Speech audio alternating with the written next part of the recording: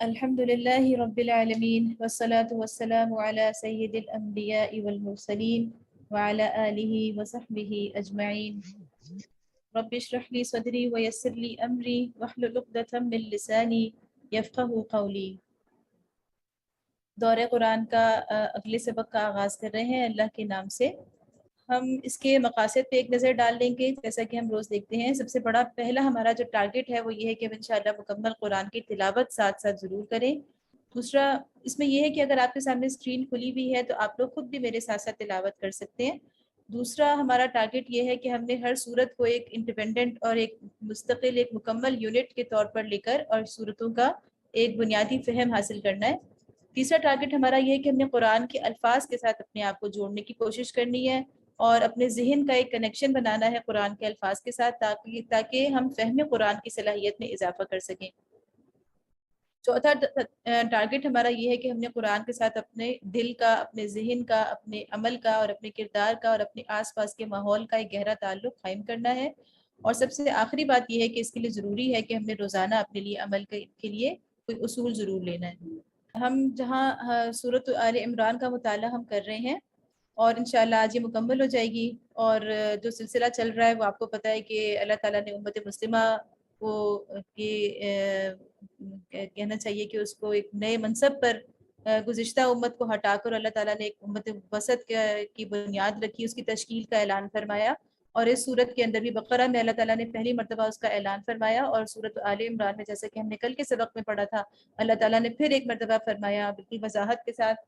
کہ یہ امت جو ہے یہ اب دنیا میں تا قیامت یہ امامت اور پیشوائی کے منصب پر ہوگی اور اس کے فرائض کیا ہوں گے، ان فرائض کو ادا کرنے کا طریقہ کیا ہوگا وہ اللہ تعالیٰ نے واضح فرمایا. اور اس کے ساتھ ساتھ اللہ تعالیٰ اس امت کو مخاطب کر کے اس کو یہ بتا رہے ہیں کہ اب آپ نے آگے جو آنے والے حالات ہیں ان میں آپ نے مختلف میدانوں میں کس طریقے سے اپنا کردار ادا کرنا ہے. یعنی اس میں جہاد کا میدان بھی ہے، اس میں اہل کتاب کو دعوت کا میدان بھی ہے، اس میں اپنی اندرونی تربیت اور اپنے اندرونی جو معاشرے کا استحکام ہے اس سے متعلق چیزیں بھی ہیں. تو اللہ تعالیٰ اس امت کو دنیا کے اندر جینے کا اور آگے بڑھنے کا طریقہ سکھا رہے ہیں.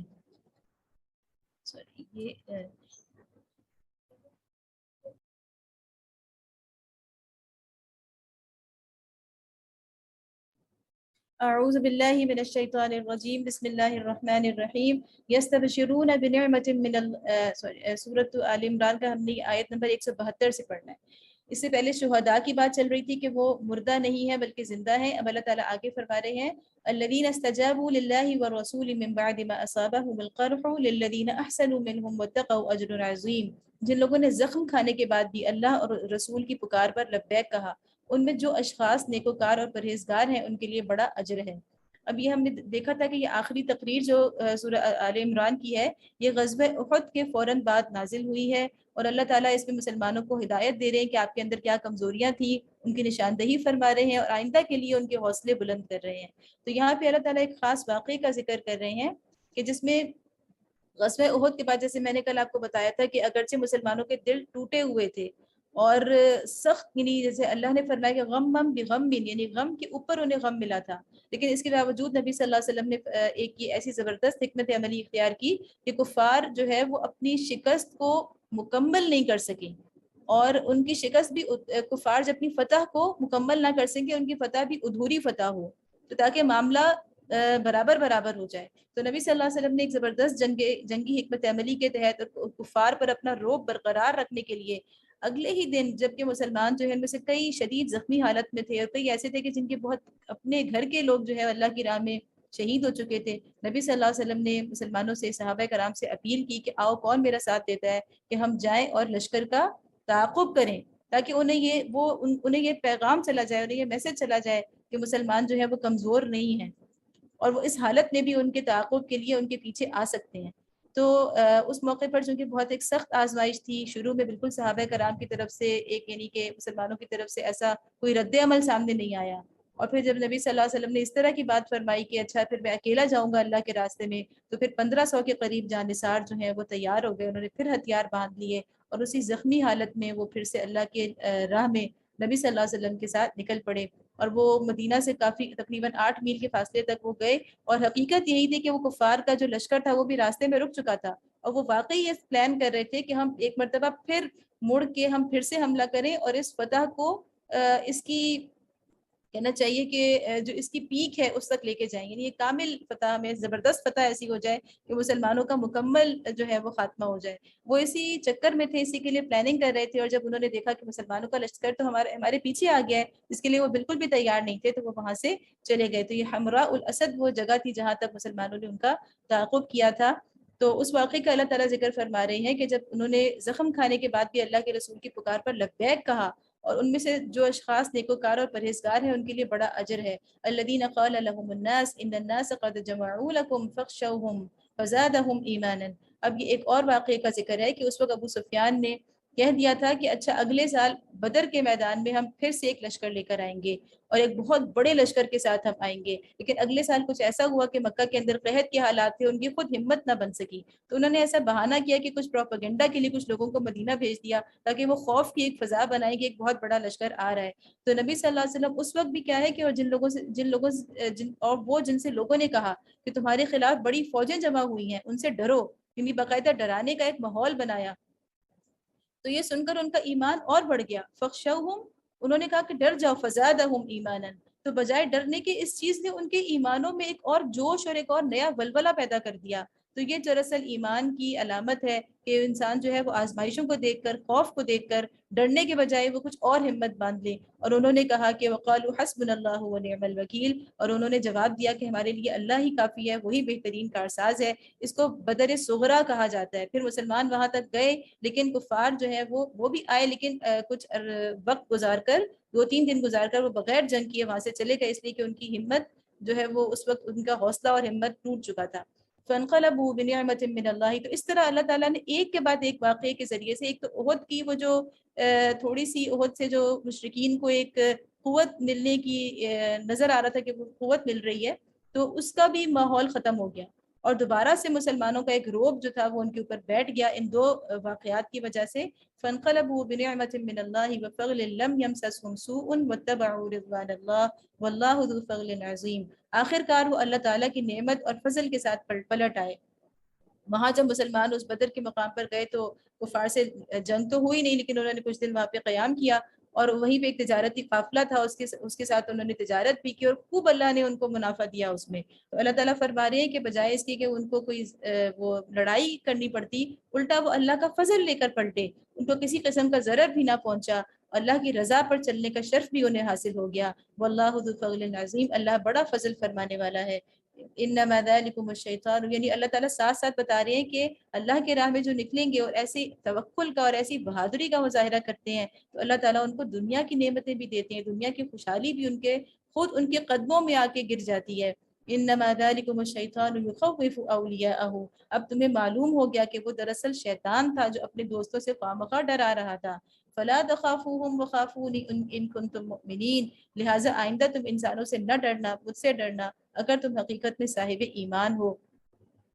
اور ہم دیکھ لیں کہ یہ پے در پے جنگیں ہیں مسلسل۔ ابھی آپ آگے جائیں گے جب ہم سورۃ النساء شروع کریں گے تو وہاں پہ ہمیں سمجھ میں آئے گا کہ جو سلسلہ شروع ہوا تھا آزمائشوں کا، کہ اللہ تعالیٰ نے سورۃ البقرہ میں صرف اشارہ دیا تھا کہ وَلَنَبْلُوَنَّكُمْ، کہ تمہیں ہم آزمائیں گے، اور پھر اس کے بعد پہلی دفعہ صرف حکم آیا تھا کہ وَقَاتِلُوا، ابھی قتال ہوا نہیں تھا۔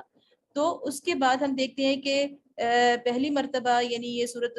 آل عمران میں کیا ہوا ہے کہ بدر اور احد دونوں غزوات کے اوپر تبصرہ ہے، یعنی اتنی ہی جلدی یہ غزوات شروع ہو گئے، اور ایک کے بعد ایک غزوہ، ایک کے بعد ایک مارکا۔ اور اسی طرح ہم جب آگے جائیں گے سورۃ النساء میں تو یہی چیز ان تسلسل ہے یہ پورا، اور وہی چیز آگے جو ہے مزید شدت اختیار کرتی جائے گی۔ تو ہمیں دیکھنا یہ چاہیے، غور یہ کرنا چاہیے کہ آخر کی جنگیں یہ پے در پے مارکے کس لیے تھے۔ انشاءاللہ سورۃ النساء پڑھتے ہوئے ہم اس پر بات کریں گے۔ وَلَا يَحْزُنْكَ الَّذِينَ يُسَارِعُونَ فِي الْكُفْرِ، اے پیغمبر صلی اللہ علیہ وسلم جو لوگ آج کفر کی راہ میں بڑی دوڑ دھوپ کر رہے ہیں ان کی سرگرمیاں تمہیں آزردہ نہ کریں۔ لَن يَضُرَّ اللَّهَ شَيْئًا، یہ اللہ کا کچھ بھی نہ بگاڑ سکیں گے۔ يُرِيدُ اللَّهُ أَلَّا يَجْعَلَ لَهُمْ حَظًّا فِي الْآخِرَةِ وَلَهُمْ عَذَابٌ عَظِيمٌ، اللہ کا ارادہ یہ ہے کہ ان کے لیے آخرت میں کوئی حصہ نہ رکھے، اور بالآخر ان کو سخت سزا ملنے والی ہے۔ ان الذین اشتروا الکفر بالایمان، دیکھیں بار بار اشتروا کا لفظ آتا ہے کہ یہ ایک تجارت ہے، یعنی کہنا چاہیے کہ ایک سودا ہے. انسان دنیا میں جو کچھ بھی کرتا ہے بڑا بڑا ناپ تول کے کرتا ہے، اپنے مستقبل کے بارے میں سوچتا ہے کہ مجھے کیا ملے گا، میں کیا گنواؤں گا اور مجھے کیا ملے گا. تو اللہ تعالیٰ فرما رہے ہیں کہ جو لوگ ایمان کو چھوڑ کر کفر کے خریدار بنے وہ یقیناً اللہ کا کوئی نقصان نہیں کر رہے. وَلَهُمْ عَذَابٌ أَلِيمٌ، ان کے لیے دردناک عذاب تیار ہے. وَلَا يَحْسَبَنَّ الَّذِينَ كَفَرُوا أَنَّمَا نُمْلِي لَهُمْ خَيْرٌ لِأَنفُسِهِمْ، یہ ڈھیل جو ہم انہیں دیے جاتے ہیں، نملی یعنی کہ ان کو ڈھیل دینا اور مہلت دینا، تو ڈھیل جو انہیں دیے جاتے ہیں اس کو یہ کافر اپنے حق میں بہترین نہ سمجھیں. انما نملی لہم لیزدادوا اثما، ہم تو انہیں اس لیے ڈھیل دے رہے ہیں کہ یہ خوب بارے گناہ سمیٹ لیں. ولہم عذاب مہین، پھر ان کے لیے سخت ذلیل کرنے والی سزا ہے. ما كان الله ليذر المؤمنين على ما أنتم عليه حتى يميز الخبيث من الطيب وما كان الله ليطلعكم على الغيب ولكن الله يجتبي من رسله من يشاء فآمنوا بالله ورسله وإن تؤمنوا وتتقوا فلكم أجر عظيم. اللہ مومنوں کو اس حالت میں ہرگز نہ رہنے دے گا جس میں تم اس وقت پائے جاتے ہو، یعنی اس وقت جو صورتحال ہے کہ مومن اور منافقین جو ہیں وہ ملے جلے ہیں، کسی کے ایمان کا پتہ نہیں چل رہا کہ وہ اپنی ایمان میں کتنا خالص ہے. تو اللہ تعالیٰ فرما رہے ہیں کہ اس حالت میں اللہ تعالیٰ نہیں رہنے دے گا، وہ پاک لوگوں کو ناپاک لوگوں سے الگ کر کے رہے گا. مگر اللہ کا یہ طریقہ نہیں ہے کہ تم کو غیب پر مطلع کر دے. غیب کی باتیں بتانے کے لیے تو وہ اپنے رسولوں میں جس کو چاہتا ہے منتخب کر لیتا ہے. لہٰذا امور غیب کے بارے میں اللہ اور اس کے رسول پر ایمان رکھو. اگر تم ایمان اور خدا ترسی کی روش پر چلو گے تو تم کو بڑا اجر ملے گا. یہاں پہ جو بات ہے کہ لیطلعکم علی الغیبی، اللہ تعالیٰ فرما رہے ہیں کہ تاکہ تمہیں غیب پر مطلع کر دے. تو اللہ کا یہ طریقہ نہیں ہے کہ غیب کی باتیں اللہ تعالیٰ بتا دے کہ یہ اس کا یہ مومن ہے اور یہ منافق ہے، بلکہ اس غیب کی چھپی ہوئی باتوں کو کھولنے کا طریقہ کیا ہوتا ہے کہ اللہ تعالیٰ آزمائشوں میں ڈال دیتے ہیں. اجتماعی آزمائشیں آ جاتی ہیں، دین کے بڑے تقاضے سامنے آ جاتے ہیں، اور ان کی وجہ سے جو وہ چھپی ہوئی جو مرض ہوتا ہے نفاق کا اور جو ایمان کی کمزوری ہوتی ہے جو دلوں میں چھپی ہوئی ہوتی ہے وہ سامنے آ جاتی ہے. وَلَا يَحْسَبَنَّ الَّذِينَ يَبْخَلُونَ بِمَا آتَاهُمُ اللَّهُ مِنْ فَضْلِهِ هُوَ خَيْرًا لَهُمْ، جن لوگوں کو اللہ نے اپنے فضل سے نوازا ہے اور پھر وہ بخل سے کام لیتے ہیں، وہ اس خیال میں نہ رہیں کہ یہ بخیلی ان کے لیے اچھی ہے. بل هو شر لهم، یہ ان کے نہیں، یہ ان کے حق میں نہایت بری ہے. سَيُطَوَّقُونَ مَا بَخِلُوا بِهِ يَوْمَ الْقِيَامَةِ، جو کچھ وہ اپنی کنجوسی سے جمع کر رہے ہیں وہی قیامت کے روز ان کے گلے کا توق بن جائے گا. وَلِلَّهِ مِيرَاثُ السَّمَاوَاتِ وَالْأَرْضِ وَاللَّهُ بِمَا تَعْمَلُونَ خَبِيرٌ، زمین اور آسمانوں کی میراث اللہ ہی کے لیے ہے اور تم جو کچھ کرتے ہو اللہ اس سے باخبر ہے. تو اللہ تعالیٰ فرما رہے کہ بخل سے کام نہیں لینا، یعنی اس قتال کے لیے، اس جہاد کے لیے جان کے ساتھ ساتھ اپنا مال بھی کھپانا ہے. اور اللہ تعالیٰ یہاں پہ سیطوقون، کہ بڑا ہی بخل کا ایک بہت بھیانک انجام ہے کہ وہ جو بخل کرتے ہیں وہ سب کا سب مال، جیسے ایک اور حدیث میں آتا ہے نا کہ جس نے کسی کی زمین پر ناجائز قبضہ کیا تو وہ زمین کا ٹکڑا جو ہے وہ اس کی گردن میں توق بنا کر ڈال دیا جائے گا. اسی طرح یہ سارا مال و متاع جو ہے وہ گلے کا توق بن جائے گا قیامت کے روز. اللہ تعالیٰ ہمیں ان ساری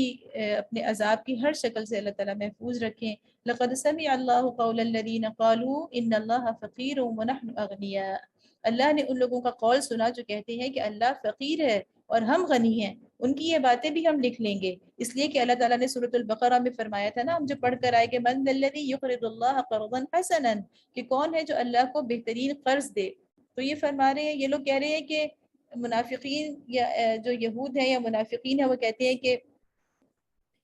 اس کا مطلب یہ ہے کہ نعوذ باللہ اللہ تعالیٰ کو اس کی ضرورت ہے ہمارے قرض کی، ہمارے مال کی. اللہ تعالیٰ فرما رہے ہیں کہ اللہ یہ کہتے ہیں کہ اللہ فقیر ہے اور ہم غنی ہیں. سنكتب ما قالوا وقتلهم الانبیاء بغیر حق ونقول ذوقوا عذاب الحریق، ان کی یہ باتیں بھی ہم لکھ لیں گے اور اس سے پہلے جو وہ پیغمبروں کو ناحق قتل کرتے رہے ہیں وہ بھی ان کے نامہ اعمال میں ثبت ہے. جب فیصلے کا وقت آئے گا اس وقت ہم ان سے کہیں گے کہ لو اب عذاب جہنم کا مزہ چکھو. ذَلِكَ بِمَا قَدَّمَتْ أَيْدِيكُمْ وَأَنَّ اللَّهَ لَيْسَ بِظَلَّامٍ لِّلْعَبِيدِ، یہ تمہارے اپنے ہاتھوں کی کمائی ہے، اللہ اپنے بندوں کے لیے ظالم نہیں ہے. الَّذِينَ قَالُوا إِنَّ اللَّهَ عَهِدَ إِلَيْنَا أَلَّا نُؤْمِنَ لِرَسُولٍ حَتَّى يَأْتِيَنَا بِقُرْبَانٍ تَأْكُلُهُ النَّارُ، جو لوگ کہتے ہیں اب یہ اہل کتاب خاص طور پہ یہود کا یہ قول تھا، یہود کہتے تھے کہ اللہ نے ہم کو ہدایت کر دی ہے کہ ہم کسی کو رسول تسلیم نہ کریں، یعنی اللہ کی طرف جھوٹ منسوب کر رہے ہیں کہ اللہ نے ہمیں یہ سمجھا دیا ہے پہلے سے کہ کسی کو رسول نہ ماننا جب تک وہ ہمارے سامنے ایسی قربانی نہ کرے جسے غیب سے آ کر آگ کھا لے۔ یہ گزشتہ کتب کے اندر یعنی تورات کے اندر اگرچہ اس طرح کی چیزیں تھیں کہ اللہ تعالیٰ نے پہلے انبیاء کو یعنی ان کو اس طرح کی وہ دیا تھا کہ اگر یہ سچا ہوگا تو اس کی قربانی جو ہے وہ آگ کھا لے گی، جیسے کہ آدم علیہ السلام کے بیٹوں کا بھی قصہ آتا ہے کہ جو اخلاص سے قربانی کرے گا اس کی قربانی کو آگ کھا لے گی، لیکن اس کا کہیں یہ مطلب نہیں ہے کہ یہی اصل میں جو ہے وہ رسالت کے لیے شرط ہے۔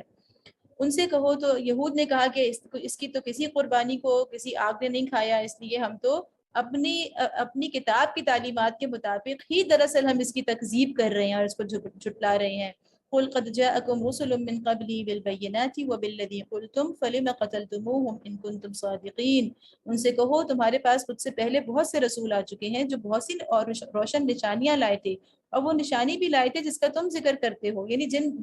جن انبیاء کی تم بات کر رہے ہو اور جن انبیاء کی قربانیوں کو آگ نے کھا لیا تھا تو تم تو ان پر بھی ایمان نہیں لائے تھے، تم نے تو ان کو بھی قتل کر دیا تھا۔ اسے کہتے ہیں کہ کاؤنٹر اٹیک، ٹھیک ہے۔ اللہ تعالیٰ کو آپ دیکھیں کہ یعنی پورا ایسی ہمیں اللہ تعالیٰ ہمیں اس میں ایک ٹریننگ دے رہے ہیں کہ آپ نے کس طرح سے اپنی دعوت کو پیش کرنا ہے، آپ نے جو ہے وہ دبنا نہیں ہے، جھکنا نہیں ہے۔ اگر آپ برحق ہیں تو جتنا آپ کو اپنے حق پہ یقین ہوگا تو اللہ تعالیٰ آپ کو وہ دعوت کے تمام طریقے بھی سکھائیں گے اور آپ کو دلیل سے بات کرنا بھی سکھائیں گے، جہاں پیار اور محبت سے بات کرنی ہوگی، جہاں واعظ اور نصیحت کرنی ہوگی وہاں وہ بھی سکھائیں گے۔ لیکن ہر جگہ کا اپنا ایک موقع ہوتا ہے کہ کہاں آپ نے دلیل پیش کرنی ہے اور کہاں آپ نے واعظ اور نصیحت کرنا ہے۔ پھر اگر ایمان لانے کے لیے یہ شرط پیش کرنے میں تم سچی ہو تو ان رسولوں کو تم نے کیوں قتل کیا؟ فَلِمَ قَتَلْتُمُوهُمْ، یہ اللہ تعالیٰ ان سے ایک سوال کر رہے ہیں۔ اس سے ہمیں پتہ چلتا ہے کہ دعوت کے کتنے مختلف میدان بیک وقت کھلے ہوئے تھے، یعنی ایک طرف منافقین تھے، ایک طرف مشرکین تھے، ایک طرف اہل کتاب تھے، تو مختلف طرح کے لوگوں سے آپ نے نمٹنا ہے۔ تو اور دوسری طرف یہ کہ وہ جو آپ کے اوپر جنگیں مسلط کی جا رہی تھیں تو امن بھی میسر نہیں تھا، اور اس کے علاوہ معاش کے لحاظ سے بھی تنگی تھی، تو یہ سارے محاذ جو ہیں وہ بیک وقت کھلے ہوئے تھے۔ فَإِن كَذَّبُوكَ فَقَدْ كُذِّبَ رُسُلٌ مِّن قَبْلِكَ جَاءُوا بِالْبَيِّنَاتِ وَالزُّبُرِ وَالْكِتَابِ الْمُنِيرِ۔ اب اے محمد صلی اللہ علیہ وسلم، اگر یہ لوگ تمہیں جھٹلاتے ہیں تو بہت سے رسول تم سے پہلے جھٹلائے جا چکے ہیں جو کھلی کھلی نشانیاں اور صحیفے اور روشنی بخشنے والی کتابیں لائے تھے۔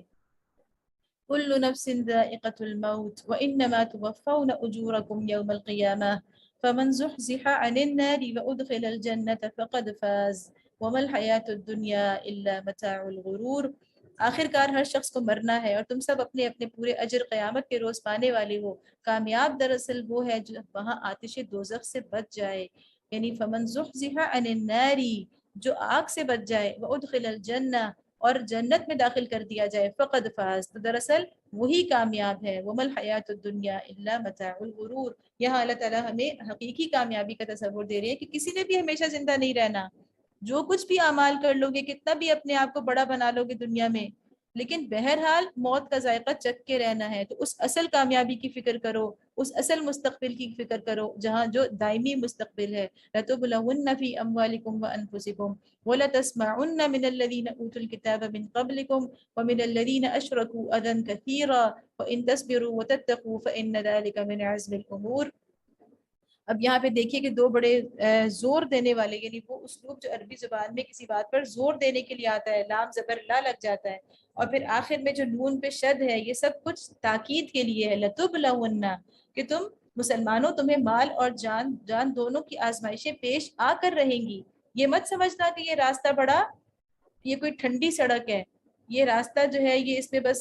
آسان کام ہے، یہ ہرگز نہ سمجھنا، بلکہ تمہیں ہر صورت آزمائشیں پیش آ کر رہیں گی، جانی بھی اور مالی بھی۔ وَلَا تَسْمَعُنَّ، اور پھر وہی تاکید اور وہی زور اللہ تعالیٰ کے اس بات میں دے رہے ہیں، اور تم اہل کتاب اور مشرکین سے بہت سی تکلیف دہ باتیں سنو گے، نہ صرف جانی اور مالی قربانیاں بلکہ طرح طرح کے پروپیگنڈے تمہارے خلاف کیے جائیں گے، تم پر الزامات لگائے جائیں گے، تم پر بہتان تراشے جائیں گے، تمہاری عزت اچھالی جائے گی۔ یہ سب کچھ کیوں کیا جائے گا؟ اس لیے کہ تم حق پر ہو۔ تو اس کے مقابلے میں تمہیں یہ سب کچھ سہنا ہوگا. من قبل تم بہت باتیں سنو گے. اگر ان سب حالات میں تم صبر اور خدا ترسی کی روش پر قائم رہو تو یہ بڑے حوصلے کا کام ہے. وَإِذْ أَخَذَ اللَّهُ مِيثَاقَ الَّذِينَ أُوتُوا الْكِتَابَ لَتُبَيِّنُنَّهُ لِلنَّاسِ وَلَا تَكْتُمُونَهُ. ان اہل کتاب کو وہ عہد بھی یاد دلاؤ جو اللہ نے ان سے لیا تھا کہ تمہیں کتاب کی تعلیمات کو لوگوں میں پھیلانا ہوگا. یہ دیکھ لیں کہ اللہ تعالیٰ نے جس کو بھی کتاب دی اس کو اللہ نے یہی عہد اس سے لیا اس امت سے کہ تمہیں اس کتاب کی تعلیمات کو پھیلانا ہوگا. یہ کتاب تمہارے پاس کتاب اللہ جس امت کے پاس بھی ہوتی ہے وہ بطور امانت ہوتی ہے اور اس کو پھیلانا جو ہے وہ دراصل امانت کا حق ادا کرنا ہوتا ہے. وَلَا تَكْتُمُونَهُ اور اسے چھپانا نہیں ہوگا. فَنَبَذُوهُ وَرَاءَ ظُهُورِهِمْ یہ ہم سورۃ البقرہ میں بھی یہی الفاظ پڑھ کر آ چکے ہیں. مگر انہوں نے کتاب کو پس پشت ڈال دیا یعنی اس سے بالکل بے نیاز ہو گئے. اس کی پرواہ نہیں کی کہ اس کتاب میں ہے کیا, یہ کتاب ہم سے کہہ کیا رہی ہے. وَاشْتَرُوا اور اس کتاب کو پرانے قصوں کی طرح پڑھا. ٹھیک ہے, کتاب کو پس پشت ڈال دیا یعنی اس کتاب کو یوں پڑھا کہ ہاں یہ ایک دور تھا. ٹھیک ہے, اس کو ایسے نہیں پڑھا کہ یہ کتاب ایک زندہ کتاب ہے. اس کتاب کی دنیا میں اپنے آپ کو رکھ کے نہیں پڑھا. وَاشْتَرَوْا بِهِ ثَمَنًا قَلِيلًا مگر انہوں نے کتاب کو پس پشت ڈال دیا تھوڑی قیمت پر اسے بیچ ڈالا. فَبِئْسَ مَا يَشْتَرُونَ کتنا برا کاروبار ہے جو یہ کر رہے ہیں. لَا تَحْسَبَنَّ الَّذِينَ يَفْرَحُونَ بِمَا أَتَوْا وَيُحِبُّونَ أَن يُحْمَدُوا بِمَا لَمْ يَفْعَلُوا فَلَا تَحْسَبَنَّهُمْ بِمَفَازَةٍ مِّنَ الْعَذَابِ وَلَهُمْ عَذَابٌ أَلِيمٌ تم ان لوگوں کو عذاب سے محفوظ نہ سمجھو جو اپنے کرتوتوں پر خوش ہیں اور چاہتے ہیں کہ ایسے کاموں کی تعریف انہیں حاصل ہو جو فی الواقع انہوں نے نہیں کیے. بِمَا لَمْ يَفْعَلُوا یعنی ان باتوں پہ ان کی تعریف کی جائے جو انہوں نے کیا ہی نہیں ہے, یعنی ناکردہ کارناموں کا کریڈٹ لینا. ایسے لوگ کیا چاہتے ہیں کہ ہم کچھ کر بھی نہیں رہے, الٹا ہمارے جرائم کی ایک بہت طویل فہرست ہے لیکن دنیا میں پھر بھی کسی نہ کسی وجہ سے ہماری واہ واہ ضرور ہونی چاہیے. انہیں حاصل ہو جو فی الواقع انہوں نے نہیں کی ہے. حقیقت میں ان کے لیے دردناک سزا تیار ہے. وَلِلَّهِ مُلْكُ السَّمَاوَاتِ وَالْأَرْضِ زمین اور آسمان کا مالک اللہ ہے. واللہ علی کل شیء قدیر اور اس کی قدرت سب پر حاوی ہے. اب یہ جو آخری یہاں سے آیات شروع ہو رہی ہیں یہ خاتمہ صورت ہے. جیسے ہم نے دیکھا تھا کہ سورۃ البقرہ کا اختتام بھی انتہائی ایک کہنا چاہیے کہ ایک بہت یونیک انداز سے اور دعائیہ انداز سے اور ایسے جامع انداز سے کہ جس میں ساری سورۃ البقرہ کی جو اس کی اصل روح تھی اس کو سمیٹ لیا گیا تھا. اسی طرح سورۃ آل عمران کا بھی یہ اختتام جو ہے یہ بہت خوبصورت آیات ہیں, بڑی جامع آیات ہیں. اور یہ جو آیات ہیں ان کا نبی صلی اللہ علیہ وسلم کا معمول تھا کہ جب وہ تہجد کے لیے بیدار ہوا کرتے تھے تو سب سے پہلے اٹھنے کے ساتھ ان آیات کی تلاوت کیا کرتے تھے. تو ان فی خلق السماوات والارض واختلاف اللیل والنہار لآیات لأولی الالباب زمین اور آسمانوں کی پیدائش میں اور رات اور دن کے باری باری سے آنے میں ان ہوش مند لوگوں کے لیے, اولی الالباب کون ہوتے ہیں؟ ہوش مند لوگ. ان ہوش مند لوگوں کے لیے بہت نشانیاں ہیں. اچھا یہاں پہ اللہ تعالیٰ کیا بتا رہے ہیں کہ اولی الالباب کا جہالت سے کفر تک کا قلبی, ذہنی اور عملی سفر. یعنی اس میں ایک یہ بات بھی ہے کہ آپ یوں سمجھیں کہ کس طرح اولی الالباب یعنی اولی الالباب کیوں کہا گیا کہ جنہیں فرض کریں کہ ابھی ان تک کوئی اللہ کا نبی نہیں جن تک فرض کریں پہنچا, کوئی بھی عام انسان جس کے پاس نہ اللہ کی کتاب ہے نہ اللہ کا رسول ہے تو وہ صرف اپنے عقل کے استعمال سے اور قرآن اللہ کی آیات یعنی آسمانوں اور زمین میں غور و فکر کے ذریعے سے وہ کس طرح اللہ تک پہنچ سکتا ہے, اس کے مراحل کیا ہوتے ہیں وہ مراحل ان آیات کے اندر اللہ تعالیٰ بتا رہے ہیں. یعنی وہ ایک قلب کا سفر بھی طے کرتا ہے, ایک ذہن کا سفر بھی طے کرتا ہے اور عمل کا سفر بھی طے کرتا ہے. ٹھیک ہے, تو اب یہ کیا آ رہا ہے الذین یذکرون اللہ قیاما وقعودا وعلی جنوبہم جو اٹھتے بیٹھتے اور لیٹتے ہر حال میں خدا کو یاد کرتے ہیں, یعنی یذکرون اللہ. ٹھیک ہے, اور اس کے بعد کیا کرتے ہیں وَيَتَفَكَّرُونَ فِي خَلْقِ السَّمَاوَاتِ وَالْأَرْضِ دوسرا کام یہ کرتے ہیں کہ آسمان و زمین کی ساخت میں غور و فکر کرتے ہیں. تفکر یعنی پہلے ذکر ہے پھر تفکر ہے. تو اس کے بعد کیا ہے ربنا ما خلقت هذا باطلا, تو وہ ان دونوں باتوں کے بعد یعنی ذکر کے بعد یعنی دائمی ذکر, اس کے بعد تفکر, ان دو چیزوں کے بعد اس کا نتیجہ کیا نکلتا ہے کہ وہ اس نتیجے پہ خود بخود پہنچ جاتے ہیں اور وہ بے اختیار بول اٹھتے ہیں کہ پروردگار یہ سب کچھ تو نے فضول اور بے مقصد نہیں بنایا ہے, تو پاک ہے اس سے کہ عبث کام کرے, بس اے رب ہمیں دوزخ کے عذاب سے بچا لے. یہاں تک آپ دیکھیں کہ کیا ہے کہ اللہ تعالیٰ بتا رہے ہیں کہ کوئی بھی انسان جو اللہ تک پہنچنا چاہے تو اس کے لیے پہلی چیز کیا ہے کہ ذکر و فکر, دو چیزیں ہیں، ذکر و فکر یعنی اس کا اپنے قلب کو صاف ستھرا رکھنا ہے آلائشوں سے، گناہوں سے، اور اس میں اللہ کی یاد کو جگہ دینی ہے۔ دوسری چیز کیا؟ فکر، تفکر۔ تفکر یعنی اللہ کی کائنات میں غور و فکر کرنا ہے۔ تو یہ اس سفر کا زیادہ سفر ہے، یہ آپ یہ سفر اپنے یعنی اپنا سامان جو ہے نا سفر کے لیے وہی آپ جو ساتھ لے لیں گے، تو آپ کی پہلی منزل کیا ہوگی کہ آپ سب سے پہلے جس منزل پر پہنچیں گے وہ یہ منزل ہوگی کہ آپ خود بخود اس بات کو سمجھ لیں گے اپنے تفکر کے نتیجے میں اور اس ذکر کے نتیجے میں کہ یہ کائنات اللہ نے عبث پیدا نہیں کی۔ یہ پہلا نتیجہ ہوگا جو آپ خود سے سیکھیں گے ایک مشق کے نتیجے میں۔ تو یہ آپ کی پہلی منزل ہوگی، ما خلقت ھذا باطلا، کہ اے اللہ آپ نے یہ سب کچھ عبث پیدا نہیں کیا بلکہ اس کا کوئی مقصد ہے۔ یہ دنیا جس میں آئے دن آزمائشیں ہیں، تکلیفیں ہیں، کہیں خوشیاں ہیں، کہیں راحتیں ہیں، کہیں جو ہے کہنا چاہیے کہ اللہ بعض انسان بعض دوسروں سے بہت افضل ہمیں نظر آتے ہیں، بعض کے پاس صرف تکلیفیں ہیں تو بعض کے جو ہے وہ آسائشوں میں ہی پل رہے ہیں اور ان کے پاس تکلیف کا گزر بھی نہیں ہے، اور لیکن ہر ایک کے لیے موت ہے۔ یہ ساری چیزیں جو انسان جب غور کرتا ہے تو اس کا پہلا نتیجہ یہ نکلتا ہے کہ وہ سمجھتا ہے کہ ما خلقت ھذا باطلا، یہ بہرحال عبث نہیں ہے، یہ باطل نہیں ہے، اور پھر وہ سمجھ جاتا ہے کہ باطل نہیں ہے اس کا مطلب یہ ہے کہ لازماً اس کا کوئی رزلٹ ہوگا، اگر یہ ختم ہو جائے بغیر کسی نتیجے کے تو پھر تو یہ عبث ہوئی، اور جب رزلٹ ہوگا تو اس کا مطلب یہ ہے کہ اچھے کا اچھا برے کا برا ہوگا، اور تو فوراً وہ اس نتیجے پہ پہنچ جاتے ہیں کہ اسی لیے وہ کہتے ہیں کہ فقنا عذاب النار، یہ ان کی دوسری منزل ہے کہ وہ پہلی منزل ہے کہ وہ سمجھتے ہیں کہ اس کا ایک اینڈ ہے اور اینڈ کو اچھا بنانے کے لیے ضروری ہے کہ ہم اس آگ سے بچ جائیں۔ دوسری منزل پھر کیا ہوتی ہے کہ وہ یہاں تک تو انسان اپنی عقل سے پہنچ سکتا ہے، اللہ تعالیٰ اس میں بتا یہ رہے ہیں کہ اس کنکلوژن تک تو آپ اپنی عقل سے پہنچ سکتے ہیں، ذکر اور تفکر کے ذریعے پہنچ سکتے ہیں کہ بہرحال یہ عبث نہیں ہے، بہرحال کوئی مقصد ضرور ہے، لیکن اس سے آگے آپ کی عقل کا کام ختم ہو جاتا ہے اور آپ اپنی عقل سے یہ نہیں سمجھ سکتے کہ پھر عذاب جہنم سے بچنے کا دنیا میں راستہ کون سا ہوگا، کس راستے پہ چل کے میں اس عذاب جہنم سے بچ سکتا ہوں، ہدایت کا راستہ کون سا ہوگا، وہ پھر میں خود نہیں سمجھ سکتی۔ تو اس کے لیے پھر کیا ہوتا ہے کہ وہ دوسری منزل یہ ہوتی ہے کہ ربنا اننا سمعنا منادیا ینادی للایمان، مالک ہم نے ایک پکارنے والے کو سنا جو ایمان کی طرف بلاتا تھا، ان آمنوا بربکم فآمنا، اور کہتا تھا کہ اپنے رب کو مانو، یعنی یہ کون تھا؟ رسول تھا، فآمنا، تو ہم نے اس کی دعوت قبول کر لی۔ تو دنیا میں یعنی ہم اپنے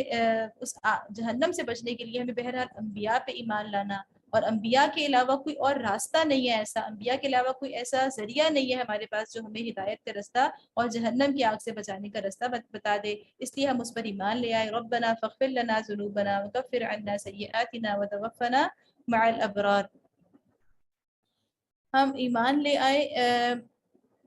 بس اے ہمارے آقا جو قصور ہم سے ہوئے ہیں ان سے درگزر فرما، جو برائیاں ہم میں ہیں انہیں دور کر دے اور ہمارا خاتمہ نیک لوگوں کے ساتھ کر کے ہم ایمان لے آئے۔ اس کے بعد یہ کہ ربنا وآتنا ما وعدتنا علی رسولک،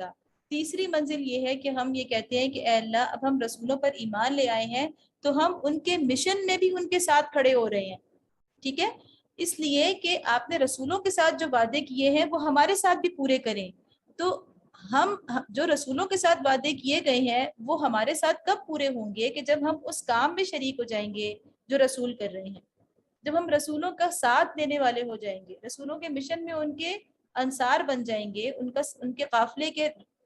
مسافر بن جائیں گے، ان کے ساتھ ساتھ چلنے والے بن جائیں گے، تب یہ ہوگا کہ اللہ نے جو وعدے رسولوں سے کیے ہیں تو وہی ہم سے بھی اللہ تعالیٰ انشاءاللہ پورے فرمائے گا۔ تو یہاں دراصل ما وعدتنا یہ دعا مانگ کے وہ دراصل یہ کہہ رہے ہیں کہ اے اللہ ہمارے ساتھ وہ وعدے پورے فرما، اس کا مطلب یہ کہ ہم ان رسولوں کے ساتھ ہیں، جس راہ پر ان کے نقش قدم پر ہم چل رہے ہیں، جن راہوں سے وہ گزرے ہیں ہماری زندگی میں بھی ہم وہی راہیں ہیں۔ خدا بندہ جو وعدے تو نے اپنے رسولوں کے ذریعے سے کیے ہیں ان کو ہمارے ساتھ پورا کر، اور قیامت کے دن ہمیں رسوائی میں نہ ڈال، بے شک تو اپنے وعدے کے خلاف کرنے والا نہیں ہے۔ فاستجاب لهم ربهم انی لا اضیع عمل عامل منکم من ذکر او انثى، جواب میں ان کے رب نے فرمایا میں تم میں سے کسی کا عمل ضائع کرنے والا نہیں ہوں، خواہ مرد ہو یا عورت، بعضکم من بعض، تم سب ایک دوسرے کے ہم جنس ہو، فالذین هاجروا واخرجوا من دیارهم واوذوا فی سبیلی وقاتلوا وقتلوا لاکفرن عنهم سیئاتهم۔ اب اللہ تعالیٰ بتا رہے ہیں کہ یہ وہ رسولوں کا ساتھ ہے یہ وہ عمل ہے جس پہ اللہ تعالیٰ نے وعدے کیے ہیں، ٹھیک ہے، یعنی ہم کرنا کہ اپنے وعدے پورے کر. تو اللہ تعالیٰ فرما رہے ہیں کہ وہ کون سا عمل ہے جن پر اللہ نے وعدے کیے ہیں جنتوں کے. جواب میں ان کے رب نے فرمایا میں تم سے کسی عمل کا ضائع کرنے والا نہیں ہوں، تو مرد ہو یا عورت تم سب ایک دوسرے کے ہم جنس ہو. لہٰذا جن لوگوں نے میری خاطر اپنے وطن چھوڑے، یعنی فالذین ہاجروا، جنہوں نے وطن چھوڑے، ہجرت کی، واخرجوا من دیارہم، اور جو میری راہ میں اپنے گھروں سے نکالے گئے، واوذوا فی سبیلی، اور میرے راستے میں ستائے گئے، وقاتلوا وقتلوا، اور میرے لیے لڑے اور مارے گئے. تو اللہ کے وعدے ان لوگوں کے ساتھ ہیں. لأکفرن عنہم سیئاتہم، کیا وعدے ہیں اللہ کے کہ ان کے سب قصور میں معاف کر دوں گا. وَلَأُدْخِلَنَّهُمْ جَنَّاتٍ تَجْرِي مِن تَحْتِهَا الْأَنْهَارُ، اور انہیں ایسے باغوں میں داخل کروں گا جن کے نیچے نہریں بہتی ہوں گی. ثوابا من عند اللہ، یہ ان کی جزا ہے اللہ کے ہاں. واللہ عنده حسن الثواب، اور بہترین جزا اللہ ہی کے پاس ہے. لا یغرنک تقلب الذین کفروا فی البلاد، یعنی اے نبی صلی اللہ علیہ وسلم دنیا کے ملکوں میں خدا کے نافرمان لوگوں کی چلت پھرت تمہیں کسی دھوکے میں نہ ڈالے. یعنی بڑے آپ کو یہ متاثر کرتے ہیں، ان کی جو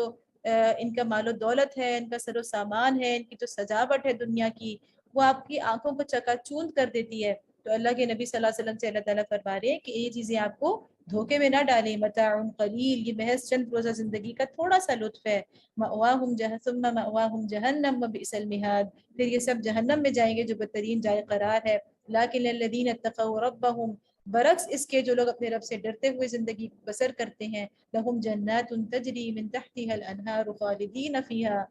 ان کے لیے ایسے باغ ہیں جن کے نیچے نہریں بہتی ہیں، ان باغوں میں وہ ہمیشہ رہیں گے. نزلا من عند اللہ، اللہ کی طرف سے یہ سامان ضیافت ہے ان کے لیے. نزول کہتے ہیں اس کو جو مہمان کی اس تواضع کو جو اس کی آمد کے ساتھ ہی اس کو پیش کی جاتی ہے. اور اس کے یعنی شروع میں تو ہم کوئی ہلکی سی چیز اس کو پیش کرتے ہیں، اس کے بعد مہمان کی خوب خاطر تواضع تو اس کے بعد شروع ہوتی ہے. اللہ تعالیٰ فرمائیں ان کا جو نزل ہوگا وہی ان کی پہلی ضیافت جو ہوگی بہت ہی خوبصورت ہوگی. وما عند اللہ خیر للابرار، اور جو کچھ اللہ کے پاس ہے نیک لوگوں کے لیے وہی سب سے بہتر ہے. وان من اہل الکتاب لمن یؤمن باللہ، اب دیکھیں پوری صورت میں اللہ تعالیٰ نے کتنا زیادہ اہل کتاب کے بڑے بڑے جرائم گنوائے کہ نہ صرف یہ خود اپنے عقیدے پہ نہیں ہے بلکہ جہاد اور جنگوں کی جو کشمکش جاری ہے اس کے اندر بھی مسلمانوں کے اندر سازشیں کر رہے ہیں، مسلمانوں کے کو آپس میں لڑانے کے لیے لگے ہوئے ہیں، ان کے اندر نفاق کا مرض پیدا کر رہے ہیں. یہ ساری باتیں ہم نے یہ سورۃ آل عمران میں اور غزوہ احد کے تناظر میں پڑھ لی. اس کے باوجود اللہ تعالیٰ آخر میں اہل کتاب کو پھر ایک دفعہ بتا رہے ہیں کہ ان میں سے بھی اچھے لوگ ہیں، اور اہل کتاب میں بھی کچھ لوگ ایسے ہیں جو اللہ کو مانتے ہیں. یعنی اشارہ کر رہے ہیں کہ سب اہل کتاب ایک طرح سے دعوت ہے کہ تم بھی ان اہل کتاب میں شامل ہو سکتے ہو جو اللہ کو ماننے والے ہیں اور اپنے انجام کو ٹھیک کرنے والے ہیں. وما انزل الیکم وما انزل الیہم خاشعین للہ، اس کتاب پر ایمان لاتے ہیں جو تمہاری طرف بھیجی گئی ہے یعنی قرآن، اور اس کتاب پر بھی ایمان رکھتے ہیں جو اس سے پہلے خود ان کی طرف بھیجی گئی تھی. لا یشترون بآیات اللہ ثمنا قلیلا، اللہ کے آگے جھکے ہوئے ہیں. خاشعین للہ لا یشترون بآیات اللہ ثمنا قلیلا، اللہ کے آگے جھکے ہوئے ہیں، اللہ کی آیات کو تھوڑی سی قیمت پر بیچ نہیں دیتے. اولئک لهم اجرهم عند ربهم ان اللہ سریع الحساب، ان کا اجر ان کے رب کے پاس ہے اور اللہ حساب چکانے میں دیر نہیں لگاتا. یا ایھا الذین آمنوا اصبروا وصابروا ورابطوا واتقوا اللہ لعلکم تفلحون، اے لوگوں جو ایمان لائے ہو صبر سے کام لو، باطل پرستوں کے مقابلے میں پامردی دکھاؤ، حق کی خدمت کے لیے کمر بستہ رہو اور اللہ سے ڈرتے رہو، امید ہے کہ فلاح پاؤ گے. اصبروا یعنی صبر کرو، اور صابروا کا مطلب ہے ایک دوسرے سے بڑھ چڑھ کے صبر کرو، آپس میں بھی ایک دوسرے سے بڑھ چڑھ کے. اور کفار کے مقابلے میں دیکھو کفار کو بھی تو اپنی جانیں لٹانی پڑتی ہیں، انہیں بھی تکلیفیں اٹھانی پڑتی ہیں، تو تم ان سے بڑھ کے اللہ کے راستے میں صبر کرو. ورابطوا، اور رباط جو ہے وہ اس کا مطلب یہ ہوتا ہے کہ اللہ کی راہ میں مورچہ زن رہنا، چوکس اور چوکنا رہنا، راتوں کو جاگنا، دن اور رات کو پہرے دینا سرحدوں پہ، یہ سب چیزیں جو ہے رباط کے اندر شامل ہیں. تو حدیث ہے نبی صلی اللہ علیہ وسلم کی روایت یوم فی سبیل اللہ خیر من الدنیا وما علیہا، کہ ایک دن کا جو رباط ہے اللہ کے راستے میں، دنیا اور اس کے اوپر جو کچھ ہے وہ سب سے بہتر ہے. اب ہم سورۃ النساء شروع کریں گے. ہم یہ دیکھیں گے کہ اسلامی اس کا جو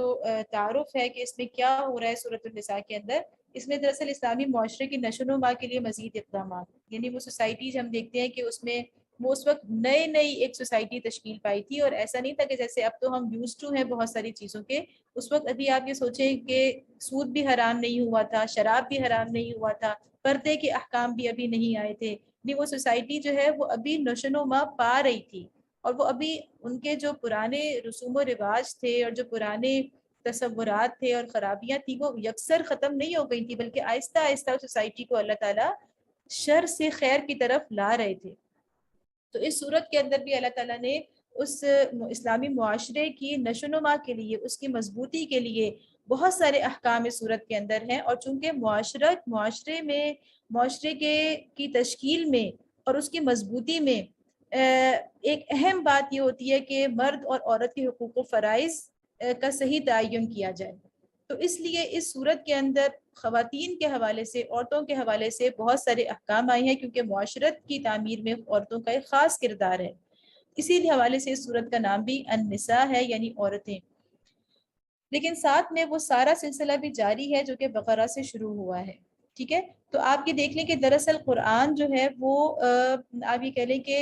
ایک داستان ہے نبی صلی اللہ علیہ وسلم کی اس 23 سالہ جد و جہد کی، اور قرآن جو ہے وہ ہمیں اس داستان میں کہاں سے داخل کرتا ہے؟ وہ ہجرت کے بعد کے دور سے ہمیں اس داستان کے اندر داخل کرتا ہے، اور وہ داستان ہم نے سننی بھی ایسی ہے کہ اس کے باہر رہ کے نہیں بلکہ اندر جا کے۔ تو وہ ہجرت کا جو دور ہے اسی طرح سے صورتیں جو شروع کی 4 صورتیں ہیں یہ ان کی ترتیب نزولی بھی ایسے ہی ہے، یعنی پہلے نازل ہوئی ہے بقرہ، پھر آل عمران، پھر النساء، پھر مائدہ، یہاں تک یہ ساری مدنی صورتیں ہیں۔ اس کے بعد جا کے 2 مکی صورتیں آئیں گی۔ تو یہ 4 جو تسلسل کے ساتھ ہیں، یہ اسی طرح تسلسل جو ہے واقعات کا تسلسل بھی ایسے ہی آگے جا رہا تھا، اور اسی طرح یہ صورتیں بھی آگے آگے جا رہی تھیں، اور جس طرح سے حالات میں تبدیلیاں آ رہی تھیں اسی طرح ان صورتوں کے اندر بھی ہم دیکھ رہے ہیں کہ اس کی جھلک ہمیں مل رہی ہے۔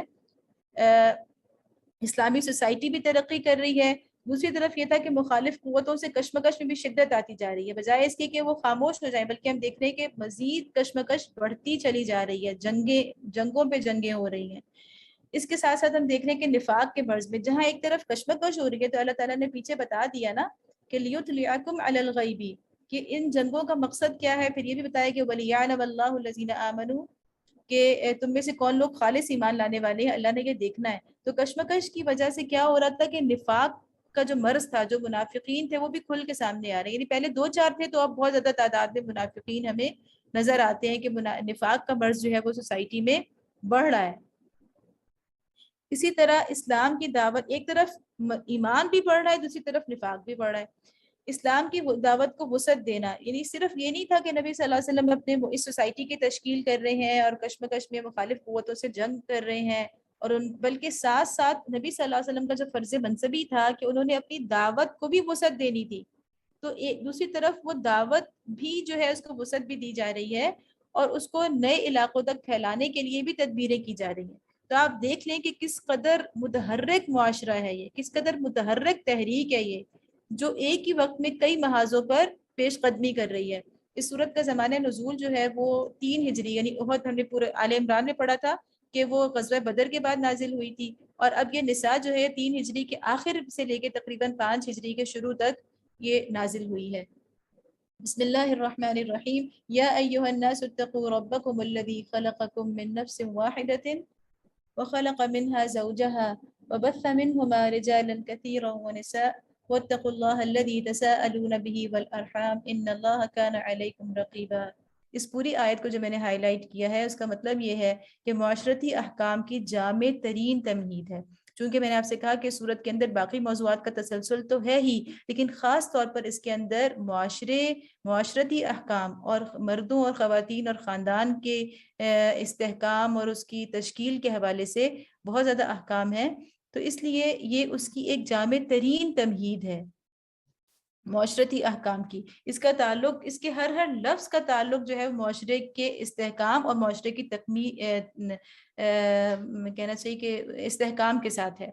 جیسا کہ آپ دیکھیں کہ الناس، اللہ تعالیٰ نے کیا مخاطب کیا؟ الناس کہہ کے مخاطب کیا تمام لوگوں کو۔ اتقوا ربکم، یعنی معاشرے کی جو بیس ہے، بنیاد ہے، وہ کس چیز پر ہے؟ اللہ کے خوف پر ہے۔ وہی معاشرہ ترقی کر سکتا ہے، مضبوط ہو سکتا ہے جس میں اللہ کا خوف جو ہے وہ ہر فرد کے اندر موجود ہو۔ پھر اللہ تعالیٰ اس کے بعد کہہ رہے ہیں کہ ربکم، کہ اللہ کس سے کیوں ڈرو؟ اس لیے کہ وہ سب کا رب ہے۔ معاشرے کے جتنے بھی افراد ہیں، کمزور ہیں یا قوی ہیں یا بڑے ہیں یا چھوٹے ہیں یا مرد ہیں یا عورتیں ہیں یا کسی بھی رشتے میں بندھے ہوئے ہیں، ان سب کا رب ایک ہی ہے، اور وہی ان کا خالق ہے۔ اس کے علاوہ یہ لفظ جو ہے کہ خلقکم من نفس واحدۃ، کہ اللہ نے ان کو تمہیں ایک نفس سے پیدا کیا ہے۔ اس سے پتہ چلتا ہے کہ بھائی چارے اور مساوات کا تصور معاشرے میں ایک اہم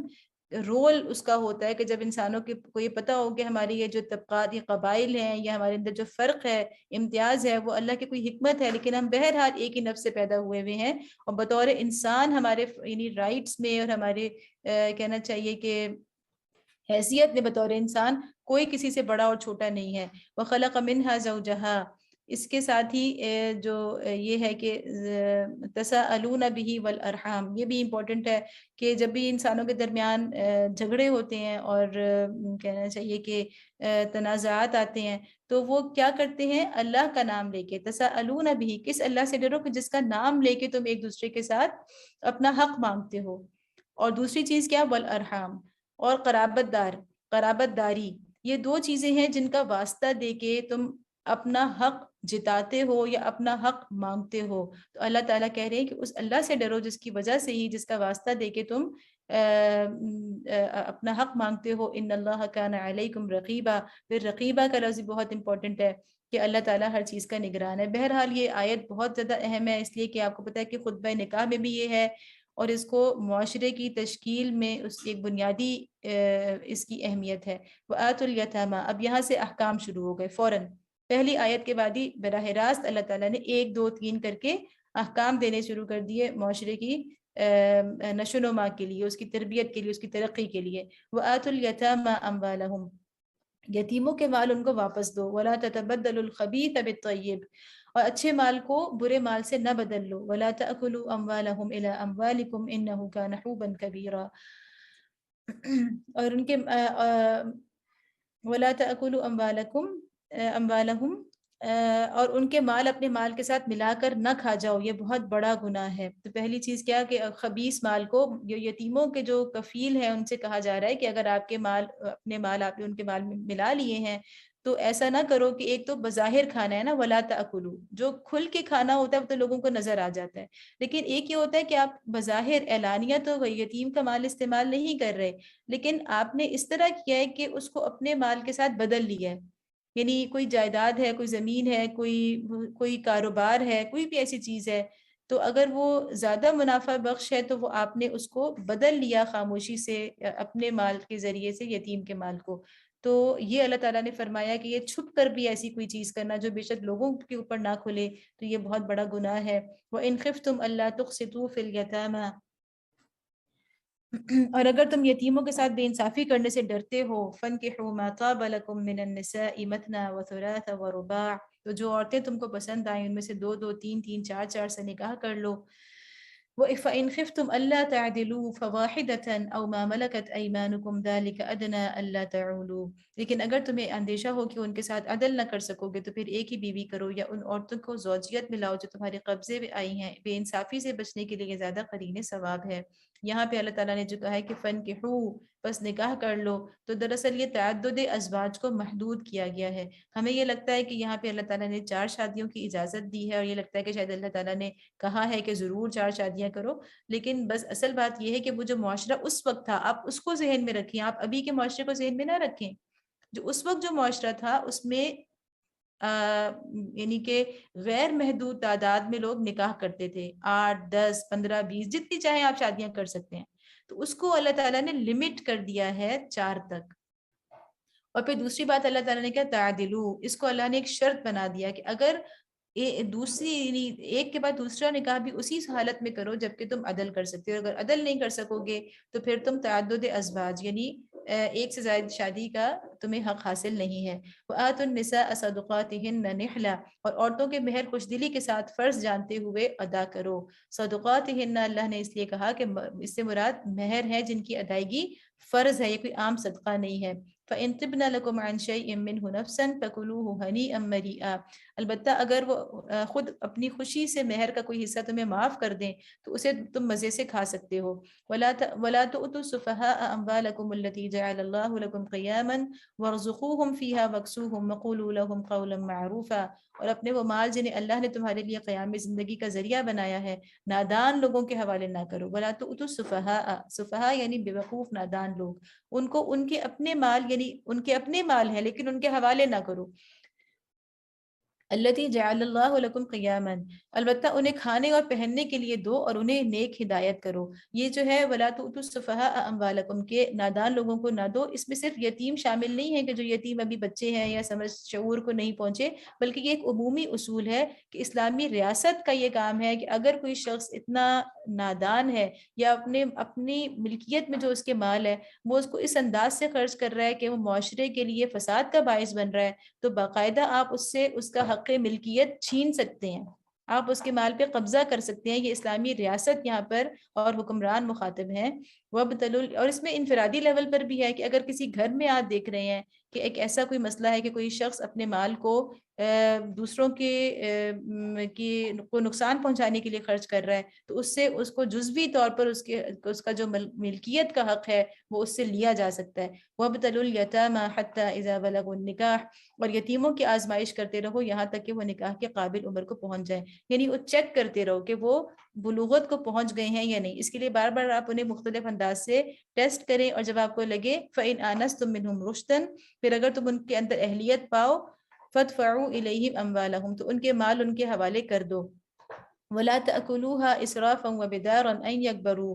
ایسا کبھی نہ کرنا کہ حد انصاف سے تجاوز کر کے اس خوف سے ان کے مال جلدی جلدی کھا جاؤ کہ وہ بڑے ہو کر اپنا حق کا مطالبہ کریں گے. وَمَنْ كَانَ غَنِيًّا فَلْيَسْتَعْفِفْ وَمَنْ كَانَ فَقِيرًا فَلْيَأْكُلْ بِالْمَعْرُوفِ، یتیم کا جو سرپرست مالدار ہو وہ پرہیزگاری سے کام لے، اور جو غریب ہو وہ معروف طریقے سے کھائے. کہ اگر اس کا سرپرست جو ہے وہ خود بھی محتاج ہے تو وہ معروف طریقے سے، ظلم اور زیادتی کی نیت سے نہیں لیکن ایک جائز طریقے سے وہ اس کا کچھ نہ کچھ مال اپنے استعمال میں لا سکتا ہے. فَإِذَا دَفَعْتُمْ إِلَيْهِمْ أَمْوَالَهُمْ فَأَشْهِدُوا عَلَيْهِمْ، پھر جب ان کے مال ان کے حوالے کرنے لگو تو لوگوں کو اس پر گواہ بنا لو. یہ کل بھی ہم نے پڑھا کہ ایک اللہ تعالیٰ نے کہا تھا کہ چھوٹا سا بھی، یعنی اگر قرض کا لین دین بھی ہو تو اس کو لکھو اور گواہ بناؤ. تو ہر چیز پہ اللہ تعالیٰ گواہی کو بہت زیادہ اہمیت دے رہے ہیں. اور وہاں بھی یہ بات کی گئی تھی کہ جس سے گواہی کا کہا جائے وہ اس کو چھپائے نہیں بلکہ گواہ بن کر سامنے آئے. وَكَفَى بِاللَّهِ حَسِيبًا، اور حساب لینے کے لیے اللہ کافی ہے. لِلرِّجَالِ نَصِيبٌ مِّمَّا تَرَكَ الْوَالِدَانِ وَالْأَقْرَبُونَ وَلِلنِّسَاءِ نَصِيبٌ مِّمَّا تَرَكَ الْوَالِدَانِ وَالْأَقْرَبُونَ مِمَّا قَلَّ مِنْهُ أَوْ كَثُرَ نَصِيبًا مَّفْرُوضًا، مردوں کے لیے اس مال میں حصہ ہے جو ماں باپ اور رشتہ داروں نے چھوڑا ہو، اور عورتوں کے لیے بھی اس مال میں حصہ ہے جو ماں باپ اور رشتہ داروں نے چھوڑا ہو، خواہ تھوڑا ہو یا بہت، اور یہ حصہ اللہ کی طرف سے مقرر ہے. اب دیکھیں یہاں اللہ تعالیٰ نے الگ الگ کیوں کہا کہ للرجالی نصیبٌ اور وللنساء نصیبٌ. اللہ تعالیٰ وہ بھی جیسے عام صورتوں کا ایک انداز ہوتا ہے کہ مخاطب ایک ہی جنس کو کیا جاتا ہے اور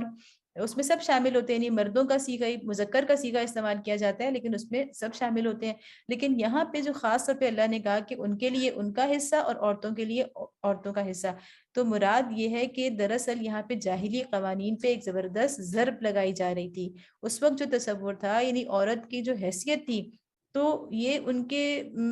اس سے بہت بالا تر بات تھی. وہ اپنی سمجھے کہ اس میں انسلٹ، اور ابھی بھی ایسے بہت سے ہمارے ہاں معاشرے میں یہ چیزیں ہمیں دیکھنے کو ملتی ہیں کہ تصور بھی نہیں تھا کہ عورت کو بھی ہم، یعنی بیٹی کو بھی یا بہن کو بھی یا بیوی کو بھی ہم وراثت میں حق دیں گے، یہ نہیں ہو سکتا. تو اللہ تعالیٰ نے اس لیے باقاعدہ اس پہ ضرب لگانے کے لیے الگ الگ کہا کہ جیسے مردوں کے لیے حق ہے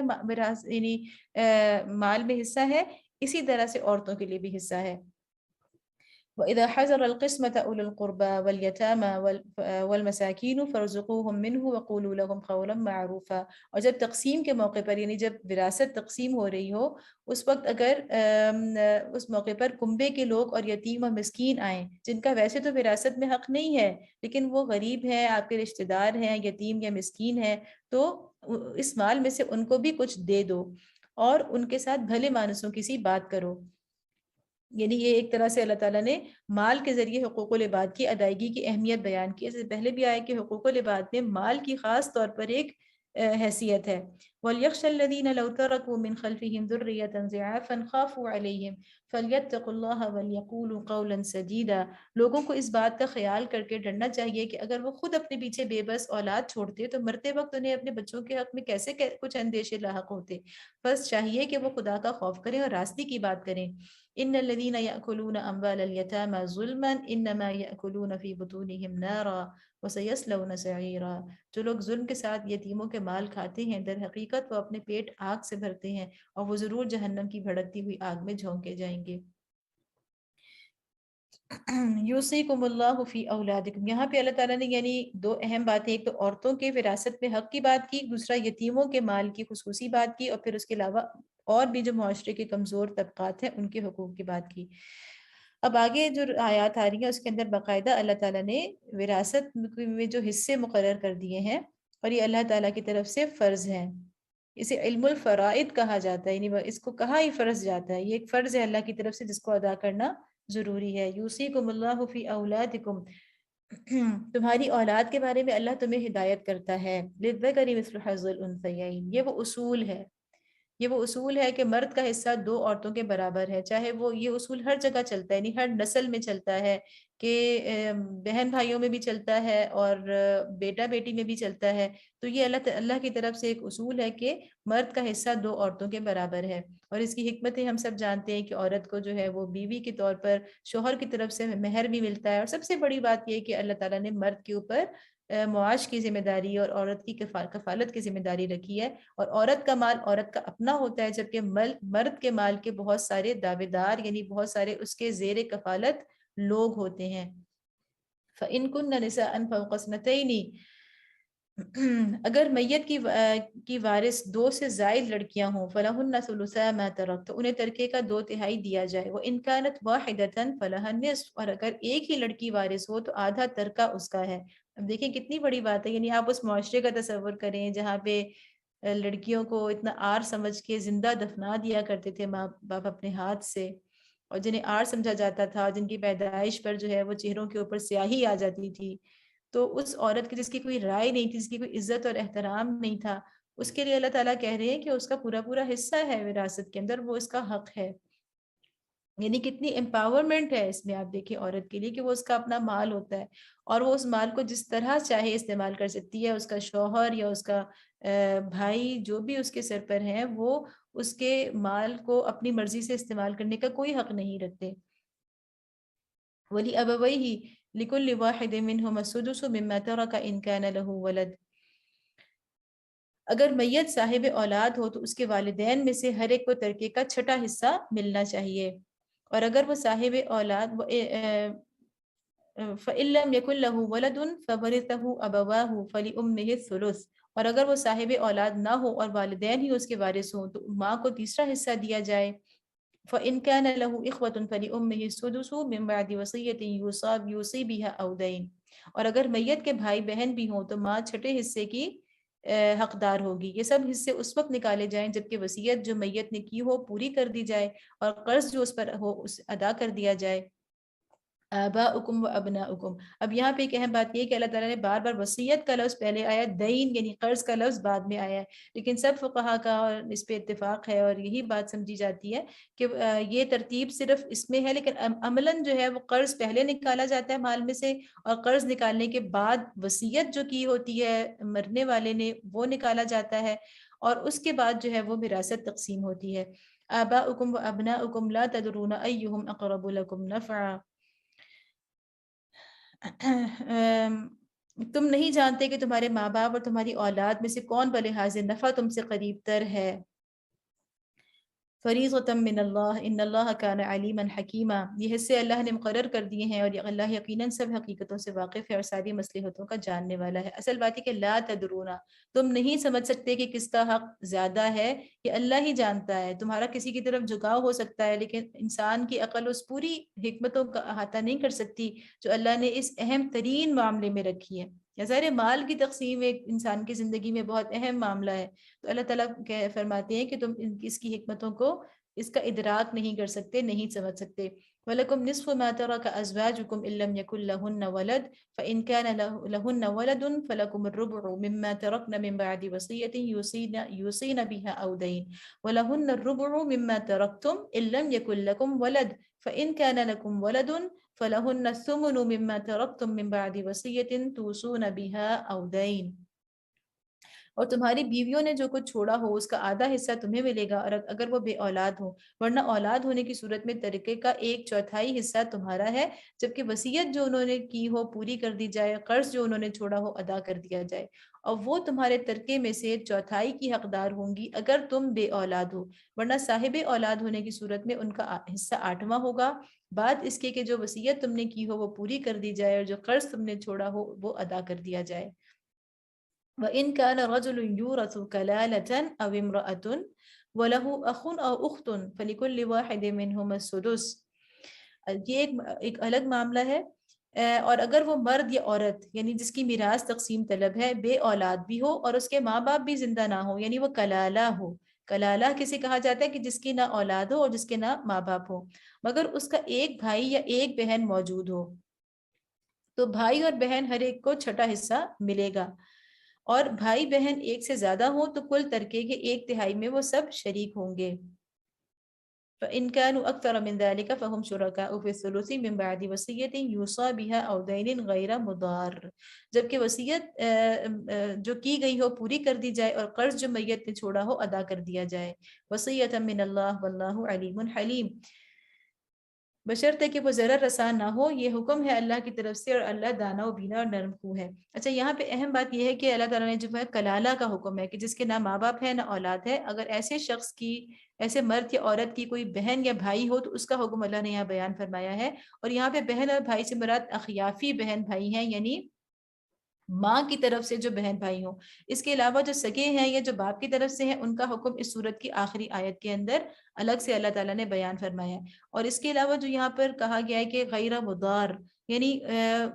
وصیت ایسی نہ ہو کہ جو ضرر پہنچانے والی ہو، تو خاص طور پر کلالہ کے لیے اس لیے کہا گیا ہے کہ کلالہ جیسا بندہ ہوتا ہے کہ مطلب اس کے نہ اوپر کوئی ہے نہ نیچے ہے، تو کافی امکان ہوتا ہے اس بات کا کہ وہ اپنے بہن بھائی جو اس کی نسبتاً دور کے رشتہ دار ہیں تو ان کو بس محروم کرنا چاہے، تو اس لیے اللہ تعالیٰ نے فرمایا کہ ایسا کوئی وصیت جائز نہیں ہے جو کہ حقدار کو اس کے حق سے محروم کر دے۔ تلک حدود اللہ، لیکن یہ ایک عمومی اصول ہے کہ کوئی بھی ایسی وصیت جائز نہیں ہے جس سے حقدار اپنے حق سے محروم ہو جائے۔ تلک حدود اللہ ومن یطع اللہ ورسولہ یدخلہ جنات تجری من تحتها الانہار خالدین فیہا وذلک الفوز العظیم۔ یہ اللہ کی مقرر کی ہوئی حدیں ہیں، جو اللہ اور اس کے رسول کی اطاعت کرے گا اسے اللہ ایسے باغوں میں داخل کرے گا جن کے نیچے نہریں بہتی ہوں گی، اور ان باغوں میں وہ ہمیشہ رہے گا، اور یہی بڑی کامیابی ہے۔ وَمَن يَعْصِ اللَّهَ وَرَسُولَهُ وَيَتَعَدَّ حُدُودَهُ يُدْخِلْهُ نَارًا خَالِدًا فِيهَا وَلَهُ عَذَابٌ مُهِينٌ، اور جو اللہ اور اس کے رسول کی نافرمانی کرے گا اور اس کی مقرر کی ہوئی حدوں سے تجاوز کر جائے گا، اسے اللہ آگ میں ڈالے گا جس میں وہ ہمیشہ رہے گا، اور اس کے لیے رسوا کن سزا ہے۔ واللاتی یاتین الفاحشۃ من نسائکم فاستشہدوا علیہن اربعۃ منکم، تمہاری عورتوں میں سے جو بدکاری کی مرتکب ہوں ان پر اپنے میں سے 4 آدمیوں کی گواہی لو۔ فإن شہدوا فأمسکوہن فی البیوت حتی یتوفاہن الموت او یجعل اللہ لہن سبیلا، اور اگر 4 آدمی گواہی دے دیں تو ان کو گھروں میں بند رکھو یہاں تک کہ انہیں موت آ جائے یا اللہ ان کے لیے کوئی راستہ نکال دے۔ والذین یأتیانہا منکم فآذوہما، واللذان یأتیانہا منکم فآذوہما، اور تم میں سے جو اس فعل کا ارتکاب کریں، یعنی مرد ہو یا عورت دونوں مراد ہے اس آیت میں، ان دونوں کو تکلیف دو، انہیں ایذا پہنچاؤ، یعنی فآذوہما، انہیں تکلیف دو۔ فإن تابا وأصلحا فأعرضوا عنہما ان اللہ کان توابا رحیما، پھر اگر وہ توبہ کریں اور اپنی اصلاح کر لیں تو انہیں چھوڑ دو کہ اللہ بہت توبہ قبول کرنے والا اور رحم فرمانے والا ہے۔ یہ جو آیات ہے یہ اس کے بعد اللہ تعالیٰ نے زنا کی سزا سورۃ النور کے اندر باقاعدہ نازل فرمائی، نہیں مقرر فرما دی،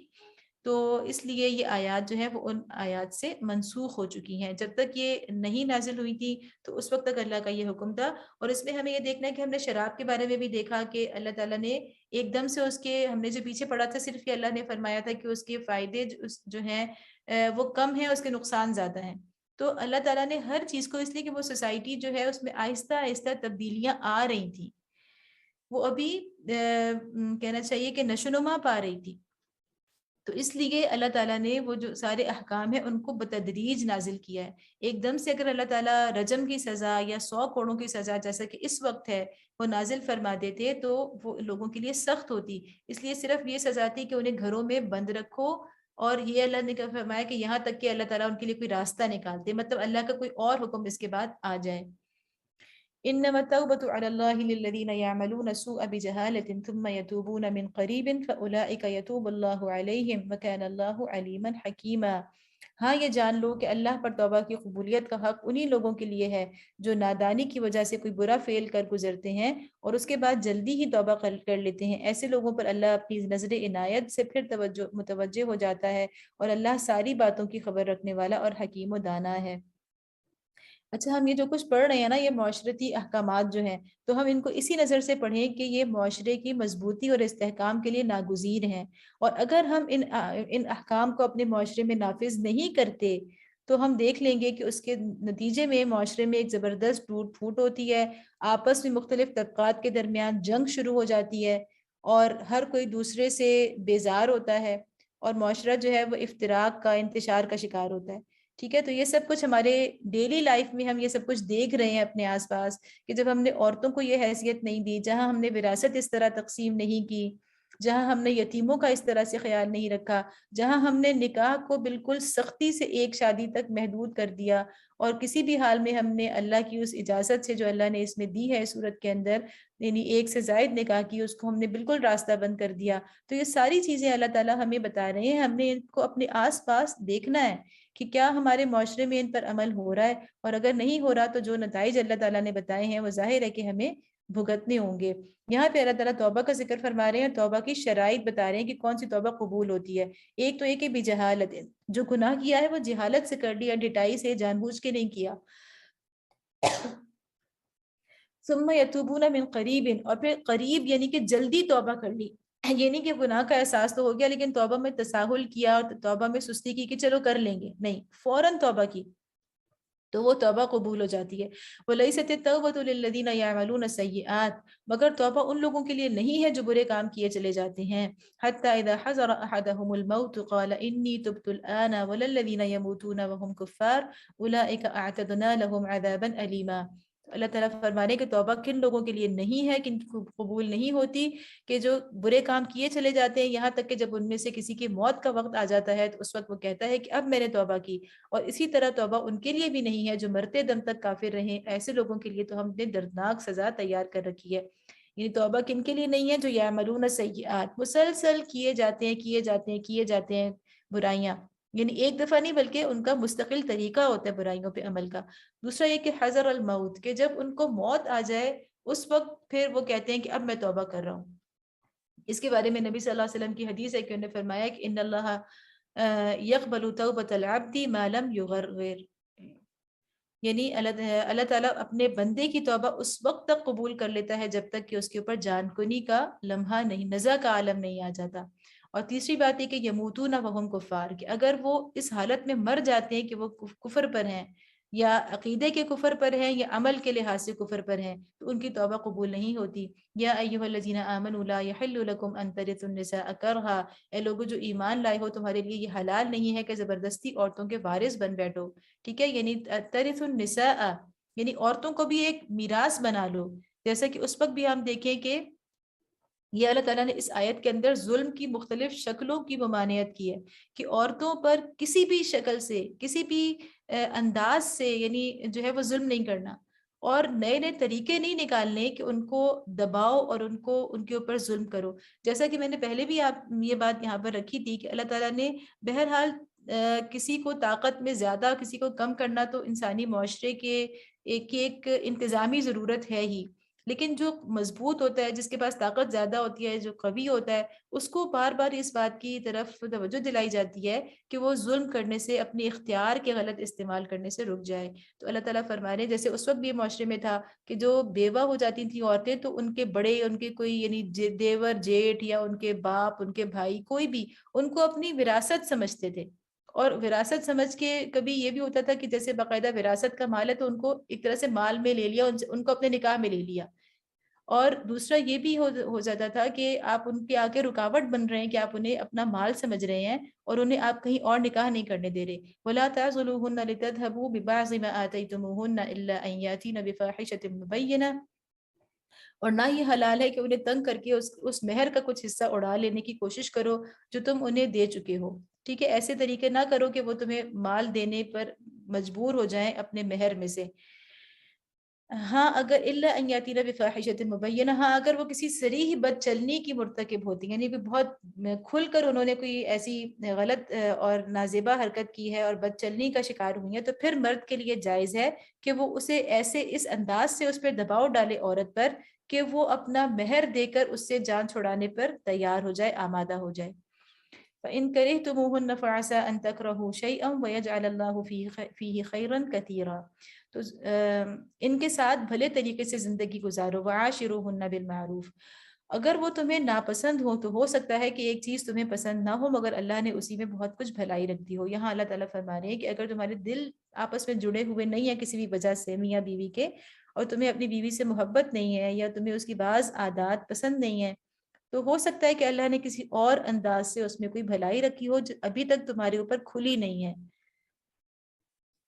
وَإِنْ أَرَدْتُمُ اسْتِبْدَالَ زَوْجٍ مَكَانَ زَوْجٍ وَآتَيْتُمْ إِحْدَاهُنَّ قِنْطَارًا فَلَا تَأْخُذُوا مِنْهُ شَيْئًا أَتَأْخُذُونَهُ بُهْتَانًا وَإِثْمًا مُبِينًا، اور اگر تم ایک بیوی کی جگہ دوسری بیوی لے آنے کا ارادہ ہی کر لو تو خواہ تم نے اسے ڈھیر سا مال ہی کیوں نہ دیا ہو، اس میں سے کچھ واپس نہ لینا، کیا تم اسے بہتان لگا کر اور سری ظلم کر کے واپس لوگے؟ یعنی اگر تم نے مہر میں یا اس کے علاوہ تحائف میں انہیں بہت سا مال بھی دیا ہے، قنطارن کا لفظ ہے کہ بہت ڈھیر سارا مال، تو کچھ بھی شوہر واپس نہیں لے سکتا۔ تو اس میں وہ حضرت عمر والا واقعہ ہمیں آ جاتا ہے کہ جب انہوں نے حضرت عمر نے دیکھا تھا کہ لوگ اپنے عورتوں کے بہت بڑے بڑے مہر مقرر کر رہے ہیں، تو انہوں نے اسے ناپسند فرمایا اور ایک مرتبہ خطبے میں کہا کہ اس طرح مت کرو، تو ایک عورت کھڑی ہو گئی اور اس نے کہا کہ جب اللہ نے قنطارن کا لفظ نازل کیا ہے تو آپ کون ہوتے ہیں جو اس کو محدود کریں؟ اور حضرت عمر نے فوراً اپنی غلطی تسلیم کر لی۔ یعنی کیا خوبصورت زمانہ تھا، کیا یعنی حکمران کا اور رعایا کا کیا تعلق تھا، اس میں بہت سارے ہمارے لیے سبق ہیں۔ وَكَيْفَ تَأْخُذُونَهُ وَقَدْ أَفْضَىٰ بَعْضُكُمْ إِلَىٰ بَعْضٍ وَأَخَذْنَ مِنْكُمْ مِيثَاقًا غَلِيظًا، اور آخر تم اسے کس طرح لے لو گے جب تم ایک دوسرے سے لطف اندوز ہو چکے ہو اور وہ تم سے پختہ عہد لے چکی ہیں، یعنی تم ایک اچھا وقت گزار چکے ہو آپس میں۔ وَلَا تَنْكِحُوا مَا نَكَحَ آبَاؤُكُم مِّنَ النِّسَاءِ إِلَّا مَا قَدْ سَلَفَ إِنَّهُ كَانَ فَاحِشَةً وَمَقْتًا وَسَاءَ سَبِيلًا، اور جن عورتوں سے تمہارے باپ نکاح کر چکے ہوں ان سے ہرگز نکاح نہ کرو مگر جو پہلے ہو چکا سو ہو چکا، در حقیقت یہ ایک بے حیائی کا فعل ہے، ناپسندیدہ اور برا چلن ہے۔ ٹھیک ہے، یعنی آپ سوچیں اس معاشرے میں یہ بھی ایک عام چیز تھی، ایک رواج تھا کہ اپنے باپ کی منکوحہ سے بھی نکاح کر لیا جاتا تھا۔ تو اللہ تعالیٰ نے کہا کہ کھلی برائی ہے، اور جہاں بھی اللہ تعالیٰ فرماتے ہیں کہ الا ما قد سلف، کہ جو کچھ پہلے ہو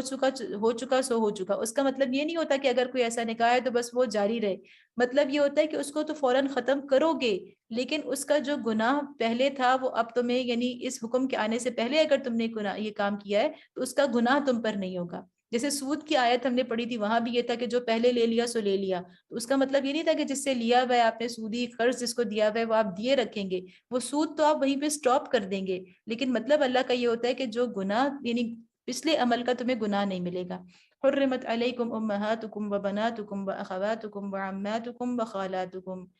وبنات الاخ وبنات الاخت، یہاں پہ اللہ تعالیٰ نے محرمات کا ذکر کر دیا کہ کون سی عورتیں ہیں جو مردوں کے لیے حرام ہے، جن سے نکاح نہیں ہو سکتے۔ یہاں میں نے 3 کلرز کے ساتھ لکھا ہے، جو پہلا کلر ہے وہ ہے نسبی، یعنی وہ خواتین جن سے نسبی حرمت ہے، یعنی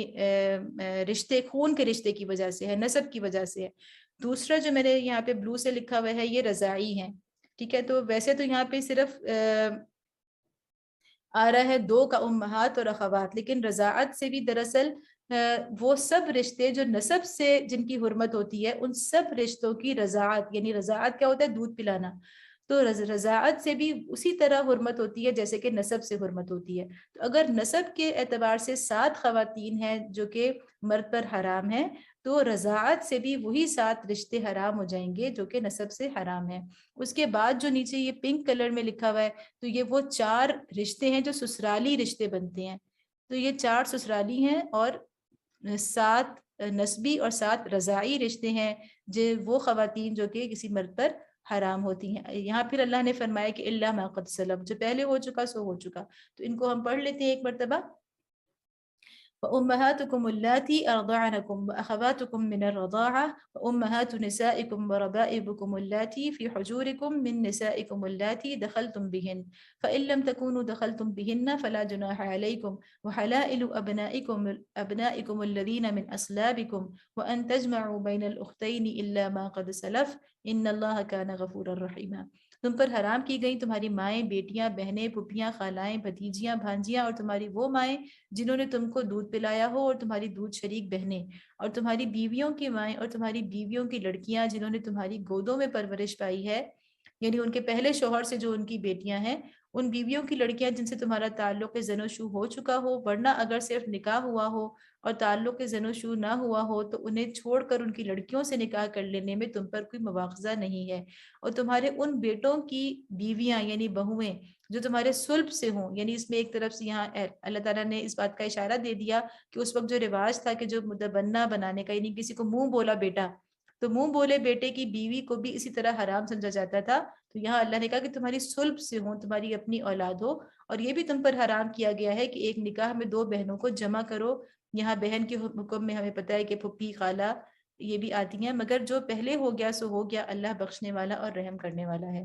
جی، پارہ 5، یہ بالکل تسلسل ہے آیات کا۔ والمحصنات، نہیں وہی چل رہا ہے کہ حرمت تم پر کون کون سی عورتیں حرام ہے، حرمت علیکم، یہ وہی والی آیت چل رہی ہے۔ والمحصنات من النساء الا ما ملکت ایمانکم، اور کون سی عورتیں حرام ہیں، اور وہ عورتیں بھی تم پر حرام ہیں جو کسی دوسرے کے نکاح میں، یعنی شادی شدہ عورتیں، محصنات، الا ما ملکت ایمانکم، البتہ ایسی عورتیں اس سے مستثنا ہیں جو جنگ میں تمہارے ہاتھ آئیں، یعنی کہ اگر عورتیں جو جنگی قیدی بن کر آئی ہیں، اگر وہ شادی شدہ بھی تھیں اپنے علاقوں کے اندر، تو وہ مرد کے اوپر حلال ہیں، صرف اس مرد کے اوپر جس کے حصے میں وہ عورت قیدی عورت جو ہے وہ آئی ہے۔ وَأُحِلَّ لَكُم مَا وَرَاءَ ذَلِكُمْ،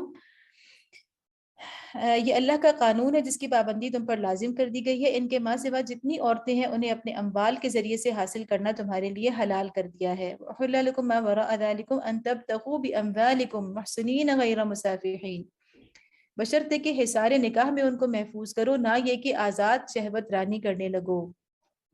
فَمَا اسْتَمْتَعْتُمْ بِهِ مِنْهُنَّ فَآتُوهُنَّ أُجُورَهُنَّ فَرِيضَةً، پھر جو ازدواجی زندگی کا لطف تم ان سے اٹھاؤ، اس کے بدلے ان کے مہر بطور فرض ادا کرو۔ وَلَا جُنَاحَ عَلَيْكُمْ فِي مَا تَرَاضَيْتُمْ بِهِ مِنْ بَعْدِ الْفَرِيضَةِ إِنَّ اللَّهَ كَانَ عَلِيمًا حَكِيمًا، البتہ مہر کی قرارداد ہو جانے کے بعد، یعنی مہر طے ہو جانے کے بعد آپس کی رضامندی سے تمہارے درمیان اگر کوئی سمجھوتا ہو جائے تو اس میں کوئی حرج نہیں، اللہ علیم اور دانا ہے، یعنی اگر عورتیں اپنی آزاد مرضی سے مہر میں کچھ کمی کر دیں تو ایسا ہو سکتا ہے۔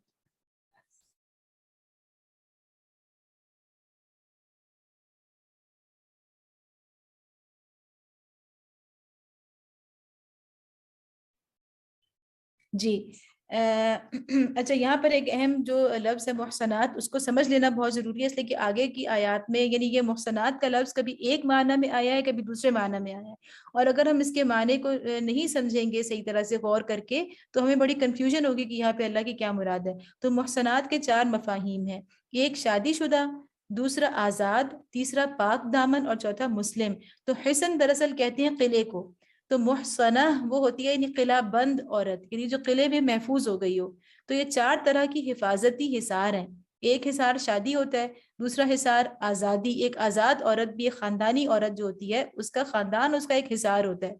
تیسری یعنی پاک دامن، یہ بھی ایک حصار ہے، اور چوتھا اسلام، جو مسلم ہو گئی ہے، اسلام لے آئی ہے، وہ بھی ایک حصار اور ایک قلعے کے اندر ہے۔ تو یہ 4 طرح کی محسنات ہیں، اللہ نے کہا کہ یہ تمہارے لیے حلال ہیں، وہ بھی عورتیں حرام ہیں جو کسی دوسرے کے نکاح میں ہوں، ٹھیک ہے۔ یہاں پہ محسنات کا جو لفظ آیا ہے دراصل شادی شدہ یعنی پہلے معنی میں آیا ہے کہ جو پہلے سے کسی کے نکاح میں ہیں وہ تم پر حرام ہے، الا یہ کہ جو لونڈیاں ہوں یا قیدی عورتیں ہوں، جنگی قیدی ہوں۔ اچھا، یہاں پر ایک بہت بڑی بات جو ہمارے ذہن میں آتی ہے کہ یہ قیدیوں اور یہ لونڈیوں کی اللہ نے جو ہے وہ کیوں ذکر کیا ہے، اور اس کو اللہ نے ختم کیوں نہیں کیا، اور اس غلط رسم کو کیوں قرآن نے جاری رکھا، تو اس میں ہمیں کچھ باتوں کو سمجھنا ضروری ہے۔ ملکت ایمانکم، دراصل یہ ایک رواج اور جنگی ضرورت تھی، یعنی پہلے سے ایک چلتی ہوئی چیز آ رہی تھی، اور دوسرا یہ کہ آپ کے بھی لوگوں کو وہ جب قیدی بنا رہے ہیں تو جواباً ایک جنگی حربے کے طور پہ آپ کے لیے ضروری ہو جاتا تھا کہ آپ دوسرے مخالف فریق کے بھی لوگوں کو اپنا قیدی بنائیں۔ تو یہ ایک اس وقت کا ایک کہنا چاہیے کہ ایک قانون تھا جنگ کا اس کے علاوہ ہمیں سمجھنا چاہیے کہ اللہ تعالیٰ نے اس کے نقصان کو محدود کیا ہے. یعنی یہ تو پہلے سے ایک چیز تھی، لیکن اللہ نے کیا کیا کہ اس کو جس طرح پہلے جنگی قیدی بن کے جو عورتیں آتی تھیں ان سے جس طرح آزاد یعنی کہ استعمال ہوا کرتا تھا ان کا، اس پہ اللہ تعالیٰ نے مکمل پابندی لگا دی، اور اس کے اتنے زبردست اور اتنے یعنی سخت قسم کے ضابطے مقرر کر دیے کہ ان عورتوں کو بجائے اس کے کہ وہ ان کا غلط استعمال ہوتا، ان کو اس معاشرے کے اندر ایک عزت کا مقام حاصل ہو گیا. اور وہ کون کون سی اقدامات تھے کہ اللہ تعالیٰ نے یہ کیا کہ ان کا نکاح کرنے کی صورت میں تمتع جائز نہیں، کہ اگر یعنی وہ اگر کسی کے قید یعنی غلامی میں بھی ہیں، لونڈی بھی ہیں، تو وہ اپنے مالک کی مرضی سے کسی آزاد مسلمان سے شادی کر سکتی ہیں، باقاعدہ نکاح کر سکتی ہیں. یہ اتنا بڑا حق ہے جو کسی غلام کو یا کسی لونڈی کو دیا جا رہا ہے. اور اسی طرح سے یہ بھی تھا کہ اللہ تعالیٰ نے دوسرا حکم یہ دیا کہ وہ نکاح جو ہوگا وہ عارضی نہیں ہوگا، یعنی یہ کہ نہیں اس لیے کہ وہ تو لونڈی ہے، وہ تو جنگی قیدی ہے، تو اسے آج کوئی ایک استعمال کرے کل کوئی اور استعمال کرے، ایسی کوئی صورتحال نہیں تھی. ایک دفعہ باقاعدہ وہ کسی کو جس کے حصے میں دی گئی ہے اب وہ اسی کے حصے میں رہے گی، اور نکاح جو اس سے ہوگا وہ دائمی نکاح ہوگا. یعنی اگر وہ شخص اس سے نکاح کر لے گا تو وہ پھر دائمی ہوگا، اس کے بعد وہ کسی اور حکومت تک اس کو واپس نہیں لے سکتی. اسی طرح اس کی جو اولاد ہوگی وہ ایک جائز اولاد ہوگی. تو یہ ساری چیزیں کر کے دراصل آہستہ آہستہ ان لوگوں کو اسی خرابی کے اندر سے، اسی شر کے اندر سے اللہ تعالیٰ نے خیر کے نکالنے کے راستے پیدا کر دیے، ان کو عزت کا مقام دے کے یہ ایسا ایک راستہ بنا دیا کہ جس کی وجہ سے نہ صرف یہ کہ آہستہ آہستہ یہ چیز ختم ہوتی چلی گئی، بلکہ ان لوگوں کو بھی اس معاشرے کے اندر ایک عزت کا مقام حاصل ہو گیا. وَمَن لَّمْ يَسْتَطِعْ مِنكُمْ طَوْلًا أَن يَنكِحَ الْمُحْصَنَاتِ الْمُؤْمِنَاتِ فَمِمَّا مَلَكَتْ أَيْمَانُكُم مِّن فَتَيَاتِكُمُ الْمُؤْمِنَاتِ. اور جو شخص تم میں سے کسی اتنی مقدرت نہ رکھتا ہو کہ خاندانی مسلمان عورتوں یعنی محسنات، یہاں پہ محسنات کا مطلب ہے کہ خاندانی عورتیں، ان سے نکاح کر سکے، اسے چاہیے کہ تمہاری ان لونڈیوں میں سے کسی سے نکاح کر لے جو تمہارے قبضے میں ہو. یہاں پر ملکت ایمانکم کا لفظ ان کے لیے آئے، ان لونڈیوں کے لیے جو آپ کی اپنی نہیں ہے بلکہ کسی اور مسلمان کی لونڈی ہے. تو اگر آپ کسی آزاد مسلمان سے نکاح کے لیے نہیں رکھتے طاقت، یعنی اتنا مہر نہیں دے سکتے، تو آپ کم مہر دے کر ہے کسی لونڈی کے ساتھ آپ نکاح کر لیں. واللہ اعلم بایمانکم، یہ ان کے لیے بھی ایک طرح سے کہنا چاہیے کہ ایک اچھی آفر تھی کہ ان کے لیے بھی ایک سوسائٹی میں عزت پانے کا ایک راستہ تھا.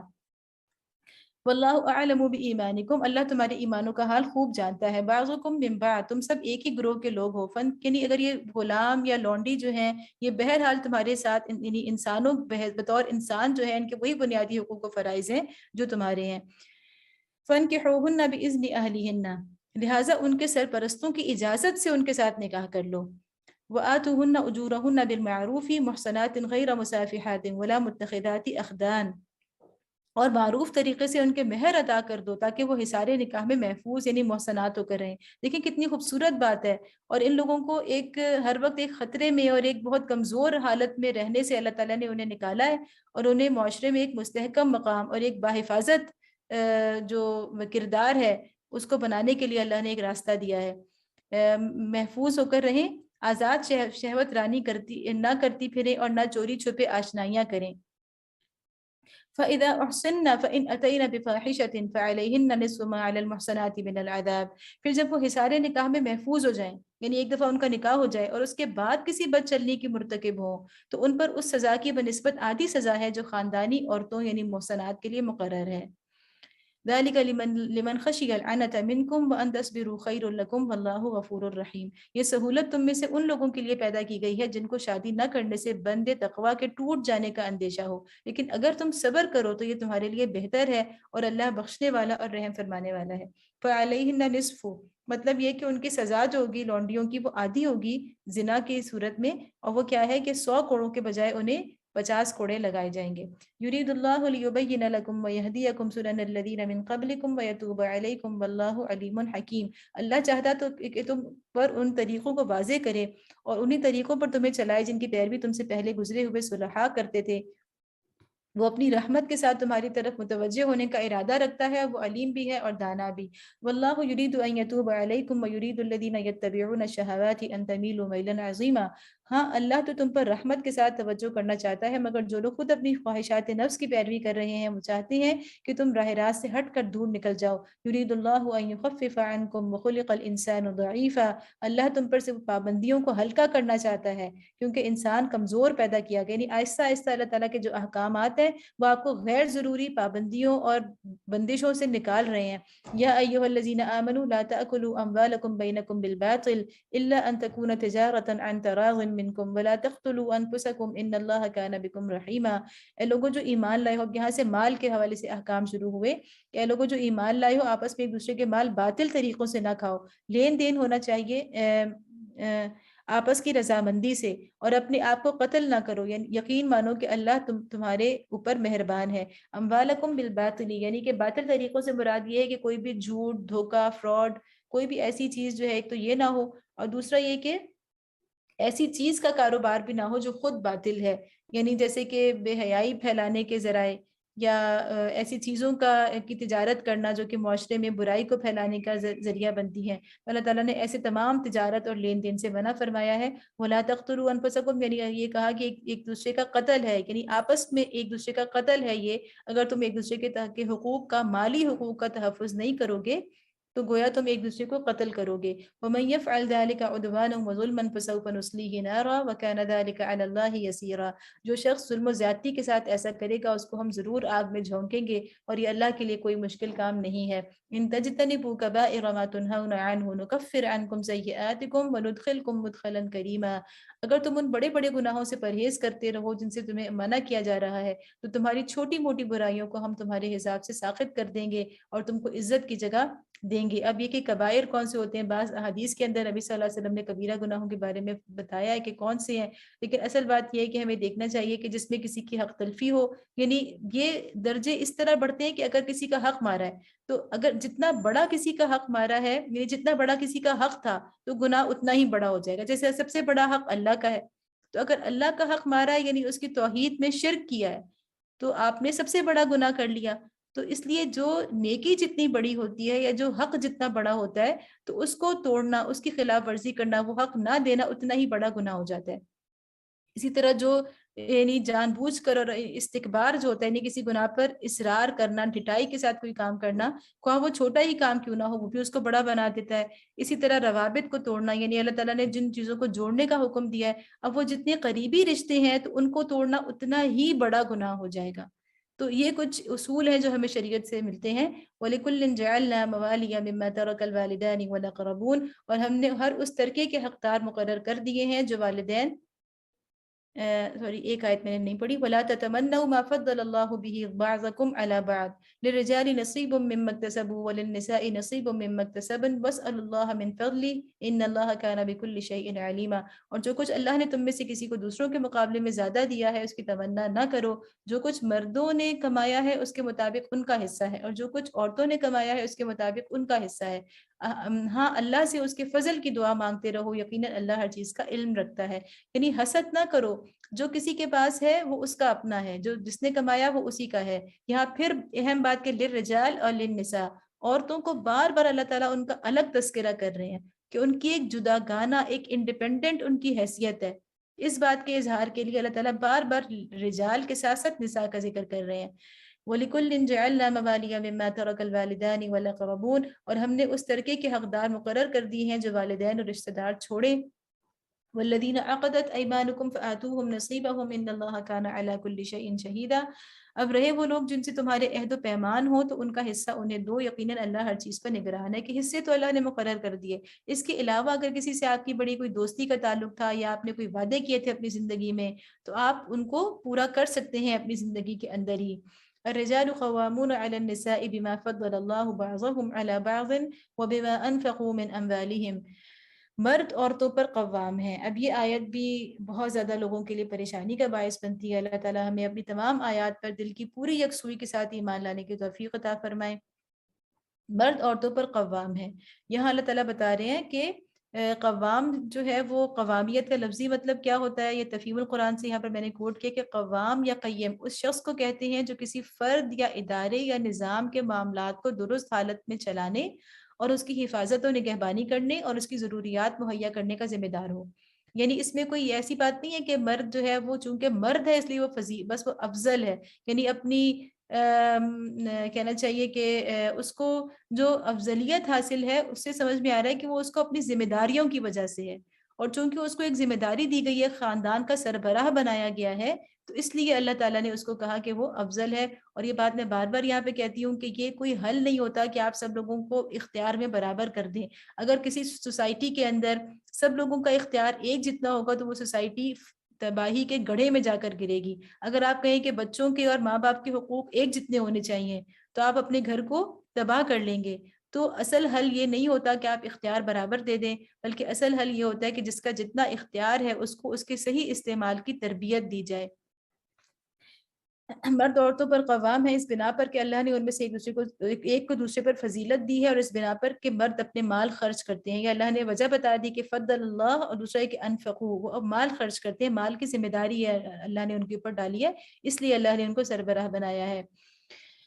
فالصالحات قانتات حافظات للغیب بما حفظ اللہ، بس جو صالح عورتیں ہیں وہ اطاعت شعار ہوتی ہیں اور مردوں کے پیچھے اللہ کی حفاظت اور نگرانی میں ان کے حقوق کی حفاظت کرتی ہیں۔ واللاتی تخافون نشوزہن، اور جن عورتوں سے تمہیں سرکشی کا اندیشہ ہو، وہجروہن فی المضاجع، خواب گاہوں انہیں سمجھاؤ۔ سب سے پہلے کیا کرو؟ فعظوہن، انہیں سمجھاؤ، وہجروہن فی المضاجع، اور خواب گاہوں میں ان سے علیحدہ رہو، وَاضْرِبُوهُنْ، اور مارو، فَإِنْ أَطَعْنَكُمْ فَلَا تَبْغُوا عَلَيْهِنَّ سَبِيلًا إِنَّ اللَّهَ كَانَ عَلِيًّا كَبِيرًا۔ پھر اگر تمہاری مطیع ہو جائیں تو خواہ مخواہ ان پر دست درازی کے لیے بہانے تلاش نہ کرو، یقین رکھو کہ اللہ کے اوپر اللہ موجود ہے جو بڑا اور بالا تر ہے۔ یعنی یہ انتہائی، جب عورت کسی ایسی نافرمانی میں جو کہ خاندان کی تباہی کا باعث بن سکتی ہو، اس ایسی نافرمانی میں مبتلا ہو جائے، تو پھر اللہ نے مرد کو یہ اختیار دیا ہے، اور اس میں بھی تدریج بتائی ہے۔ یہ نہیں کہ ایک دم سے تو اس کے اوپر مار کٹائی جو ہے شروع کر دو، بلکہ پہلے اللہ تعالیٰ نے فرمایا کہ سب سے پہلے اس کو نصیحت کرو، پھر اس کے بعد اس سے علیحدگی اختیار کرو، اور اس کے بعد جو ہے تم آخری اقدام کے طور پر یہ استعمال کر سکتے ہو۔ لیکن نبی صلی اللہ علیہ وسلم نے اس کو بالکل پسند نہیں فرمایا، اور ایسی مار سے منع کیا جو شدید ہو۔ وَإِنْ خِفْتُمْ شِقَاقَ بَيْنِهِمَا فَابْعَثُوا حَكَمًا مِّنْ أَهْلِهِ وَحَكَمًا مِّنْ أَهْلِهَا، اور اگر تم لوگوں کو کہیں میاں اور بیوی کے تعلقات بگڑنے کا اندیشہ ہو تو ایک حکم مرد کے رشتہ داروں میں سے اور ایک عورت کے رشتہ داروں میں سے مقرر کرو۔ إِن يُرِيدَا إِصْلَاحًا يُوَفِّقِ اللَّهُ بَيْنَهُمَا إِنَّ اللَّهَ كَانَ عَلِيمًا خَبِيرًا، وہ دونوں اصلاح کرنا چاہیں گے تو اللہ ان کے درمیان موافقت کی صورت نکال دے گا، اللہ سب کچھ جانتا ہے اور باخبر ہے۔ یہاں بھی ایک عورت کی الگ حیثیت ہے، یعنی صرف مرد کا خاندان فیصلہ نہیں کرے گا، بلکہ حکم ایک مرد کی طرف سے ہوگا تو ایک عورت کی طرف سے ہوگا۔ یعنی آپ دیکھیں کہ اس سوسائٹی کو آپ ذہن میں لائیں جہاں پہ عورت کی کوئی حیثیت نہیں تھی، اس کی رائے کی، اس کے مشورے کی، اس کے فیصلے کی کوئی حیثیت نہیں تھی، وہاں پہ اللہ تعالیٰ اس کو اتنے زبردست مالی حقوق دے رہے ہیں، اتنا امپاور کر رہے ہیں اس کو مالی لحاظ سے، پھر اتنا اس کو اللہ تعالیٰ خاندان میں اس کو اتنے اختیار دے رہے ہیں کہ فیصلے کی شکل میں، نزاع کی شکل میں، جھگڑے کی شکل میں اس کی طرف سے بھی ایک وکیل مقرر ہوگا، اس کے خاندان کا ایک فرد بھی جو ہے مقرر ہوگا، حکم بنے گا۔ تو یہ ساری چیزیں ہم ذہن میں رکھیں، ان کو سامنے لائیں، ان کو عملی طور پر برتنا شروع کریں، تو ہمیں پتہ چلے گا کہ یہ ساری تعلیمات جو ہیں ہمارے معاشرے میں کس قدر استحکام لانے کا باعث ہیں۔ فَاعْبُدُوا اللَّهَ وَلَا تُشْرِكُوا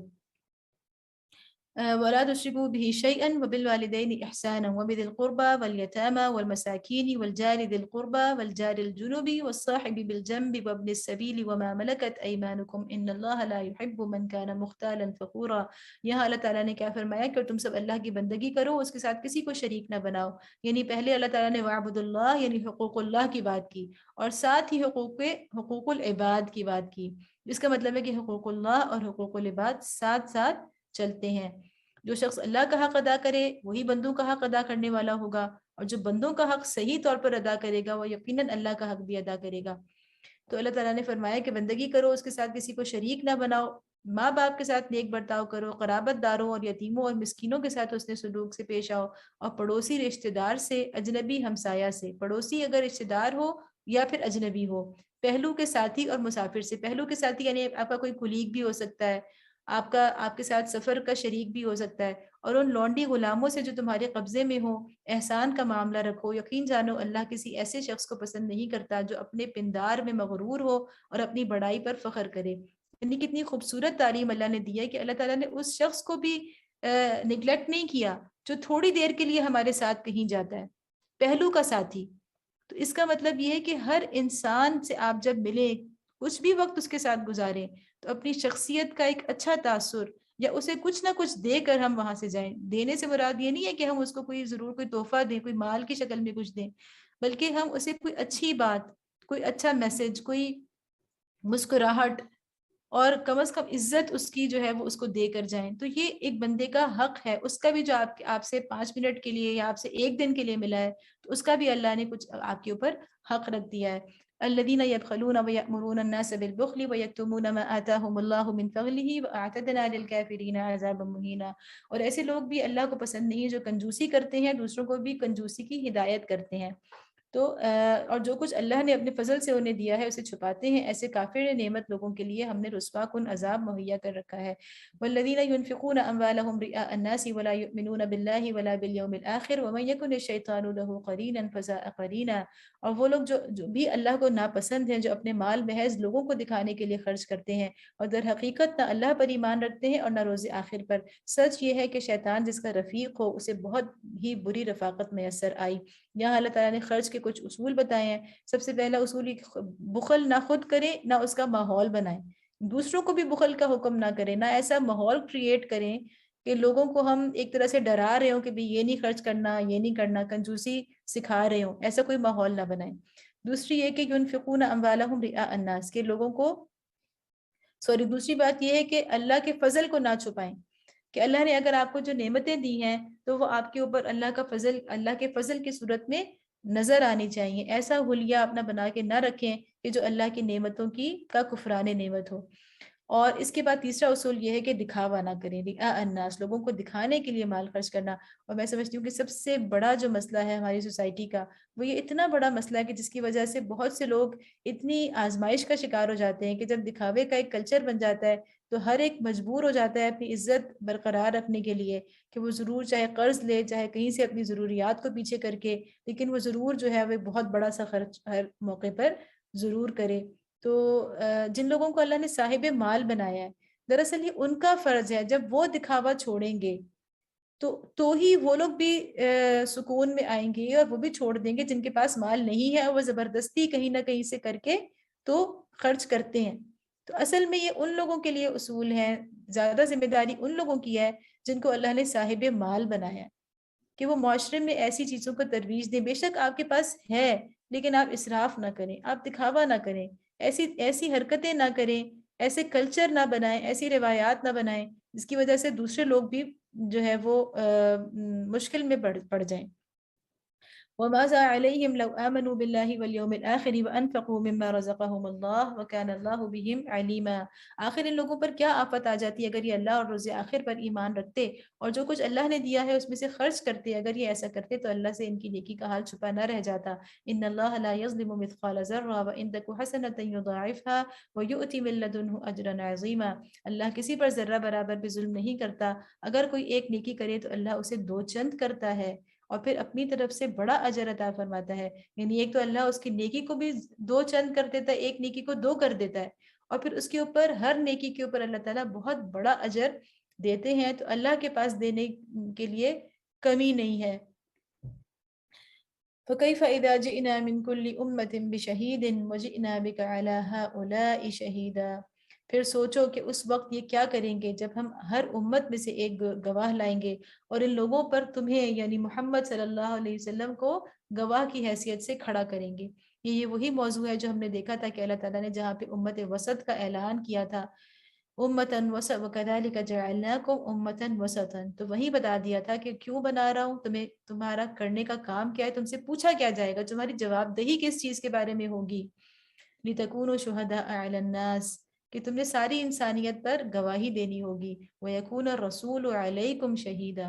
اور رسول تم پر گواہی دیں گے. اور رسول تو ظاہر ہے کہ ہمیں پتہ ہے کہ نبی صلی اللہ علیہ وسلم اپنی گواہی اس دنیا سے لے کر رخصت ہوئے. اور یہاں پہ ایک وہ خوبصورت واقعہ ہے کہ ذمہ داری کے احساس کا، کہ اللہ تعالیٰ نے جو اتنی بڑی یعنی اللہ نے اپنی کتاب دے کے اور اپنی کتاب کی حامل امت ہمیں بنا کے اللہ تعالیٰ نے جو اتنی بڑی ذمہ داری ہمارے اوپر ڈال دی ہے تو اس کو ہم محسوس کتنا کرتے ہیں. وہ ایک مشہور واقعہ ہے جو حدیث کے اندر آیا کہ ایک مرتبہ نبی صلی اللہ علیہ وسلم نے حضرت عبداللہ بن مسعود سے فرمایا کہ مجھے قرآن سناؤ. تو انہوں نے کہا کہ آپ کے اوپر تو خود نازل ہوتا ہے. تو نبی صلی اللہ علیہ وسلم نے فرمایا کہ میرا دل چاہتا ہے کہ میں کسی اور سے سنوں، کیونکہ ایسا ہی ہے نا کہ ہم جب خود پڑھتے ہیں اس کا ایک الگ تاثر ہوتا ہے، ہم کسی سے سنتے ہیں تو اس کا ایک الگ ہمارے اوپر ایک اثر ہوتا ہے. تو حضرت عبداللہ بن مسعود نے تلاوت شروع کی، اور جب وہ اس آیت پر پہنچے فَكَيْفَ إِذَا جِئْنَا مِن كُلِّ أُمَّةٍ بِشَهِيدٍ، تو نبی صلی اللہ علیہ وسلم نے انہیں اشارہ فرمایا کہ تم یہاں پر رک جاؤ. اور جب وہ رکے تو انہوں نے دیکھا کہ نبی صلی اللہ علیہ وسلم کی جو داڑھی ہے وہ آنسوؤں سے تر ہو چکی تھی. اس میں کیا ایسا بھاری پن تھا کہ نبی صلی اللہ علیہ وسلم کو اللہ نے کہا کہ آپ کو گواہی دینی پڑے گی کہ آپ نے یہ دین اس کی مکمل شکل میں لوگوں تک پہنچا دیا، اور اس انداز سے پہنچا دیا کہ لوگوں کے اندر اس کے لیے کوئی اٹریکشن بھی ہو. اس کے گواہ بن گئے آپ نے کر کے بتا دیا کہ ہاں یہ ہے اسلام. آپ نے دنیا کو عملی شکل میں زبان سے بھی بتایا، لکھ کے بھی بتایا، کتابوں کی شکل میں بھی بتایا، اور آپ نے عملی شکل میں اس کا ماڈل قائم کر کے دکھا دیا کہ یہ اسلام ہوتا ہے، یہ اسلامی سوسائٹی ہوتی ہے، یہ اسلامی ریاست ہوتی ہے، یہ اسلامی معاشرہ ہوتا ہے. تو یہ وہ شہادت تھی جس کے خوف سے نبی صلی اللہ علیہ وسلم جس ذمہ داری کے احساس سے وہ بوجھل رہتے تھے. یومئذ یود الذین کفروا وعصوا الرسول لو تسوی بهم الارض ولا یکتمون اللہ حدیثا. اس وقت وہ سب لوگ جنہوں نے رسول صلی اللہ علیہ وسلم کی بات نہ مانی اور اس کی نافرمانی کرتے رہے تمنا کریں گے کہ کاش زمین پھٹ جائے اور وہ اس میں سما جائیں، وہاں یہ اپنی کوئی بات اللہ سے نہ چھپا سکیں گے. یا ایھا الذین آمنوا لا تقربوا الصلاۃ. اب دیکھیں درمیان میں کہیں ہمیں شہادت کی ذمہ داری یاد دلائی جا رہی ہے، تو کہیں معاشرتی احکام آ رہے ہیں، تو کہیں ایک دم سے اب کیا آ گیا، تیمم کا حکم آ گیا، یعنی عبادات سے متعلق. تو مطلب یہ کہ وہ سوسائٹی مستقل ہر پہلو سے ترقی پذیر تھی، وہ آگے بڑھ رہی تھی، ہر پہلو سے وہ ہر میدان میں وہ آگے بڑھ رہی تھی، سیکھ رہی تھی، اور نئے جو ہے وہ منزلیں طے کر رہی تھی، اپنے عروج کی طرف جا رہی تھی. تو یہ وہ چیز ہے، اور اس سے ہمیں یہ پتہ چلتا ہے کہ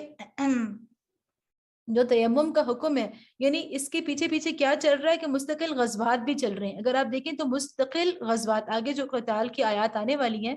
اس سے پتہ چلتا ہے کہ مستقل جنگ کا ایک میدان کھلا ہوا ہے. ہر 15-10 دن کے بعد ایک مارکا درپیش ہوتا تھا، یہ صورتحال تھی. تو یہ جتنی بھی یعنی شریعت کے احکام، حتیٰ کہ تیمم کا جو حکم یہاں پر آیا یہ بھی ایک غزوہ کے اندر آیا، غزوہ بنی المستلق. اس کے سفر میں جب مجھے یعنی مسلمان تھے تو اس سفر کی وجہ سے ہی، اس غزوے کے سفر کی وجہ سے اللہ تعالیٰ نے ان پر یہ آسانی کی کہ ان کو وضو کی جگہ تیمم کی آزادی آسانی دے دی. اس کا مطلب ہے کہ ہماری تو عبادات بھی غزوات کے ساتھ ساتھ چل رہی ہیں، ہماری شریعت نازل ہو رہی ہے، اس میں ایڈوانسمنٹ ہو رہی ہے، کس کے ساتھ ساتھ، غزوات کے ساتھ ساتھ. تو یہ ایسی آپس میں جڑی ہوئی چیز ہے کہ جس کو ہم جوڑ کے نہیں چلیں گے تو ہم شریعت کے اور اسلام کی اصل روح کو نہیں سمجھ سکتے. یا ایھا الذین آمنوا لا تقربوا الصلاۃ وانتم سکارى، اے لوگوں جو ایمان لائے ہو جب تم نشے کی حالت میں ہو تو نماز کے قریب نہ جاؤ. یہاں سے پتہ چلتا ہے کہ ابھی صرف اللہ تعالیٰ نے اتنا ایک طرح سے اس سے اظہار فرمایا تھا کہ ایک اچھی چیز نہیں ہے، اور جب تم کم از کم تم نے اگر شراب استعمال کی ہے تو اس وقت تم نماز کے لیے نہ آؤ. تو اس سے مسلمانوں کا اندازہ تو اچھی طرح ہو گیا تھا کہ اللہ تعالیٰ کو یہ چیز ناپسند ہے، اور انہیں اندازہ اشارہ مل گیا تھا کہ اس کی حرمت اللہ تعالیٰ نازل فرما دیں گے. حتی تعلموا ما تقولون، کہ اس وقت نماز اس وقت پڑھنی چاہیے جب تم جانو کہ کیا کہہ رہے ہو. ولا جنوبا الا عابری سبیل، اور اسی طرح جنابت کی حالت میں بھی نماز کے قریب نہ جاؤ. الا عابری سبیل حتی تغتسلوا، جب تک کہ غسل نہ کر لو. وَإِن كُنتُم مَرْضَىٰ أَوْ عَلَىٰ سَفَرٍ أَوْ جَاءَ أَحَدٌ مِّنكُم مِّنَ الْغَائِطِ أَوْ لَامَسْتُمُ النِّسَاءَ فَلَمْ تَجِدُوا مَاءً فَتَيَمَّمُوا صَعِيدًا طَيِّبًا فَامْسَحُوا بِوُجُوهِكُمْ وَأَيْدِيكُمْ إِنَّ اللَّهَ كَانَ عَفُوًّا غَفُورًا. اللہ یہ کہ راستے سے گزرتے ہوئے اگر کبھی ایسا، یعنی اگر سفر میں ہو تو اس کی اجازت ہے، اور اگر کبھی ایسا ہو کہ تم بیمار ہو یا سفر میں ہو، یا تم میں سے کوئی شخص رفع حاجت کر کے آئے، تم نے عورتوں سے لمس کیا ہو اور پھر پانی نہ ملے، تو پاک مٹی سے کام لو اور اس سے اپنے چہروں پر اور ہاتھوں پر مسح کر لو. بے شک اللہ نرمی سے کام لینے والا اور بخشش فرمانے والا ہے. اس کا مطلب یہ ہے کہ یہ ویسے تو سفر کے لیے یہاں پر آیا ہے، لیکن اصل میں تیمم کی اجازت جو ہے وہ سفر کے علاوہ بھی ہے، کوئی بھی ایسی حالت جب پانی میسر نہ ہو. الم تر الی الذین اوتوا نصیبا من الکتاب یشترون الضلالۃ ویریدون ان تضلوا السبیل. تم نے ان لوگوں کو بھی دیکھا جنہیں کتاب کا علم کا کچھ حصہ دیا گیا تھا. اللہ تعالیٰ بار بار اہل کتاب کے لیے، یہود کے لیے لفظ استعمال کرتے ہیں کہ ان کو کتاب نہیں بلکہ کتاب کا کچھ حصہ دیا گیا، نصیبا من الکتابی. تو اس کا مطلب یہ کہ اللہ تعالیٰ نے تو انہیں پوری کتاب دی تھی، لیکن انہوں نے چونکہ خود اس کتاب میں سے تھوڑا سا ہی حصہ لیا، تو اس لیے اللہ تعالیٰ یہ انداز اختیار فرماتے ہیں کہ نصیب من الکتابی، وہ خود ضلالت کے یعنی گمراہی کے خریدار بنے ہوئے تھے، اور اللہ بنے ہوئے ہیں اور چاہتے ہیں کہ تم بھی گمراہ ہو جاؤ۔ واللہ اعلم باعدائکم وکفی باللہ ولیا وکفی باللہ نصیرا، اللہ تمہارے دشمنوں کو خوب جانتا ہے اور تمہاری حمایت و مددگاری کے لیے اللہ ہی کافی ہے۔ من الذین ہادوا یحرفون الکلم عن مواضعہ، جو لوگ یہودی بن گئے ہیں، یعنی ہادو فعل کے طور پر آیا، جیسے کہ سورۃ البقرہ میں بھی آیا تھا کہ وہ یہودی تھے نہیں بلکہ بن گئے، اس لیے کہ یہ ان کی اپنی اختراع تھی، اللہ نے تو انہیں دین اسلام پر اور مسلم ہی پیدا کیا تھا۔ ہر امت کو اللہ نے امت مسلمہ کہا ہے اپنے اپنے دور میں، لیکن انہوں نے خود اپنا ایک نیا دین ایجاد کر لیا اور یہودی ہو گئے۔ یحرفون الکلم عن مواضعہ، جو الفاظ کچھ لوگ ہیں جو الفاظ کو ان کے محل سے پھیر دیتے ہیں، یعنی اپنی جگہ سے الفاظ کو ہٹا دیتے ہیں۔ وَيَقُولُونَ سَمِعْنَا وَعَصَيْنَا، اور دین حق کے خلاف نیش زنی کرنے کے لیے اپنی باتوں کو توڑ مروڑ کر کہتے ہیں۔ سمعنا وعصینا واسمع غیر مسمع، اور اسمع غیر مسمع، وراعنا لیم بألسنتهم وطعنا في الدين ولو أنهم قالوا سمعنا وأطعنا واسمع وانظرنا لكان خيرا لهم وأقوم ولكن لعنهم الله بكفرهم فلا يؤمنون إلا قليلا۔ اور اسمع اور انظرنا تو یہ انہی کے لیے، حالانکہ اگر وہ کہتے سمعنا و اطعنا و اسمع اور انظرنا تو یہ انہی کے لیے بہتر تھا اور زیادہ راست بازی کا طریقہ تھا، مگر ان پر تو ان کی باطل پرستی کی بدولت اللہ کی پھٹکار پڑی ہوئی ہے، اس لیے وہ کم ہی ایمان لاتے ہیں۔ یعنی یحرفون کا مطلب ہے کہ وہ کلمات کو تحریف کر دیتے ہیں، بدل دیتے ہیں، یعنی ان کے دل میں اتنا بغض ہے اور اتنی جلن ان کے دلوں میں ہے کہ وہ کسی نہ کسی طرح الفاظ کو ایسے گھما پھرا کے، جیسے سورۃ البقرہ میں بھی ہم نے پڑھا کہ وہ کہتے ہیں راعنا، تو اللہ نے کہا کہ مسلمانوں کو کہ تم لوگ راعنا مت بولو، تو یہاں بھی کہ ایسے الفاظ نبی صلی اللہ علیہ وسلم کے سامنے بول دیتے تھے کہ جس کا مطلب بظاہر کچھ اور ہوتا تھا، لیکن اسے ایسے زبان کو تھوڑا سا موڑ کر بولنے سے اس کا معنی بدل جایا کرتا تھا۔ اس بات سے اللہ تعالیٰ نے کہا کہ سیدھی اور صاف بات کرو۔ یا ایھا الذین آمنوا یا ایھا الذین اوتوا الکتاب آمنوا بما نزلنا مصدقا لما معکم من قبل ان نطمس وجوہا فنردها على ادبارها او نلعنهم كما لعنا اصحاب السبت وكان امر اللہ مفعولا۔ اے وہ لوگ جنہیں کتاب دی گئی تھی، مان لو اس کتاب کو جو ہم نے اب نازل کی ہے، اور جو اس کتاب کی تصدیق و تائید کرتی ہے جو تمہارے پاس پہلے سے موجود تھی، اس پر ایمان لے آؤ قبل اس کے کہ ہم چہرے بگاڑ کر پیچھے پھیر دیں یا ان کو اسی طرح لعنت زدہ کر دیں جس طرح سبت والوں کے ساتھ ہم نے کیا تھا۔ اور یاد رکھو کہ اللہ کا حکم نافذ ہو کر رہتا ہے۔ ان اللہ لا یغفر ان یشرک بہ ویغفر ما دون ذلک لمن یشاء ومن یشرک باللہ فقد افترى اثما عظیما۔ اللہ بس شرک ہی کو معاف نہیں کرتا۔ ان اللہ لا یغفر ان یشرک بہ، یہ سورۃ النساء میں دوبارہ بھی یہ آیت آئے گی۔ اللہ تعالیٰ نے صاف واضح بتا دیا اپنا اٹل فیصلہ کہ اللہ تعالیٰ شرک کو ہرگز معاف نہیں کرے گا، اور اس کے سوا دوسرے جس قدر گناہ ہیں وہ جس کے لیے چاہتا ہے معاف کر دیتا ہے۔ اللہ کے ساتھ جس نے کسی اور کو شریک ٹھہرایا اس نے تو بہت ہی بڑا جھوٹ تصنیف کیا اور بڑے سخت گناہ کی بات کی۔ اور ہم دیکھ لیں کہ آج ہمارے یعنی اسلامی معاشرے کے اندر بھی شرک کی کئی طرح کی، یعنی بالکل کھلے شرک کی کئی طرح کی جو شکلیں ہیں وہ نظر آ رہی ہیں۔ ہم سب کا فرض بنتا ہے کہ اپنے آس پاس شرک کی مختلف شکلوں کو روکنے کے لیے، ان کے خاتمے کے لیے جو کچھ ہم سے بن پڑ سکتا ہے، جو کچھ ہم کر سکتے ہیں وہ ہم ضرور کریں۔ الم تر الی الذین یزکون انفسهم بل اللہ یزکی من یشاء ولا یظلمون فتیلا، تم نے ان لوگوں کو بھی دیکھا جو بہت اپنی پاکیزگی نفس کا دم بھرتے ہیں، یعنی بہت کہتے ہیں کہ ہم تو بڑے نیک ہیں، ہمارے پاس تو اللہ کی کتاب ہے، ہم تو اس کے عالم ہیں، اور اپنی پاکیزگی نفس کی بار بار باتیں کرتے ہیں۔ حالانکہ پاکیزگی تو اللہ ہی جسے چاہتا ہے عطا کرتا ہے، اور انہیں جو پاکیزگی نہیں ملتی تو در حقیقت ان پر ذرہ برابر بھی ظلم نہیں کیا جاتا۔ انظر کیف یفترون علی اللہ الکذب وکفی بہ اثما مبینا، دیکھو تو صحیح یہ اللہ پر بھی جھوٹے افطرا گھڑنے سے نہیں چوکتے، اور ان کے صریحاً گناہ گار ہونے کے لیے یہی ایک گناہ کافی ہے۔ الم تر الی الذین اوتوا نصیبا من الکتاب یؤمنون بالجبت والطاغوت ویقولون للذین کفروا ہؤلاء اہدی من الذین آمنوا سبیلا، کیا تم نے ان لوگوں کو نہیں دیکھا جنہیں کتاب کے علم میں سے کچھ حصہ دیا گیا؟ وہی بات نصیبا من الکتابی، وہ کیا کرتے ہیں؟ یؤمنون بالجبت والطاغوت،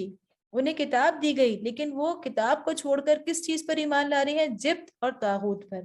کہ جبت اور طاغوت کیا ہے؟ طاغوت تو ہم نے کل پڑھا، جبت جو ہے، جبت کا لفظی مطلب ہوتا ہے بے حقیقت، بے اصل، بے فائدہ چیزیں، یعنی یہی شگون لینا، جادو ٹونے کرنا، فال گیری کرنا،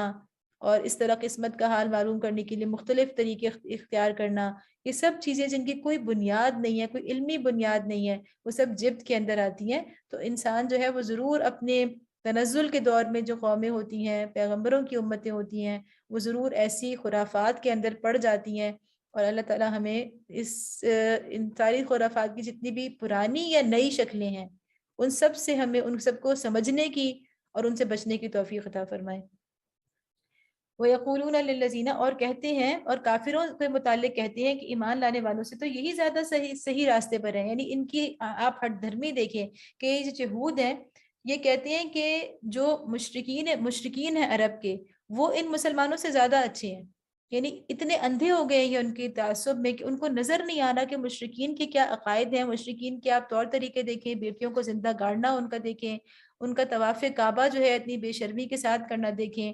اور ساری جو ان کی جو ہے وہ جوا دیکھیں ان کا، اور ان کی اور مسلمانوں کو اذیتیں پہنچانے والی ان کی ہسٹری پوری دیکھیں، لیکن اتنے وہ تعصب میں اندھے ہو گئے ہیں کہ کہہ رہے ہیں کہ مشرکین جو ہے وہ بھی ان مسلمانوں سے بہتر ہیں۔ اولئک الذین لعنہم اللہ ومن یلعن اللہ فلن تجد له نصیرا۔ اللہ تعالیٰ فرما رہے ہیں کہ ایسے ہی لوگ ہیں جن پر اللہ نے لعنت کی، یعنی یہود پر اگر اللہ نے لعنت کی ہے تو وہ اس کے حقدار ہیں،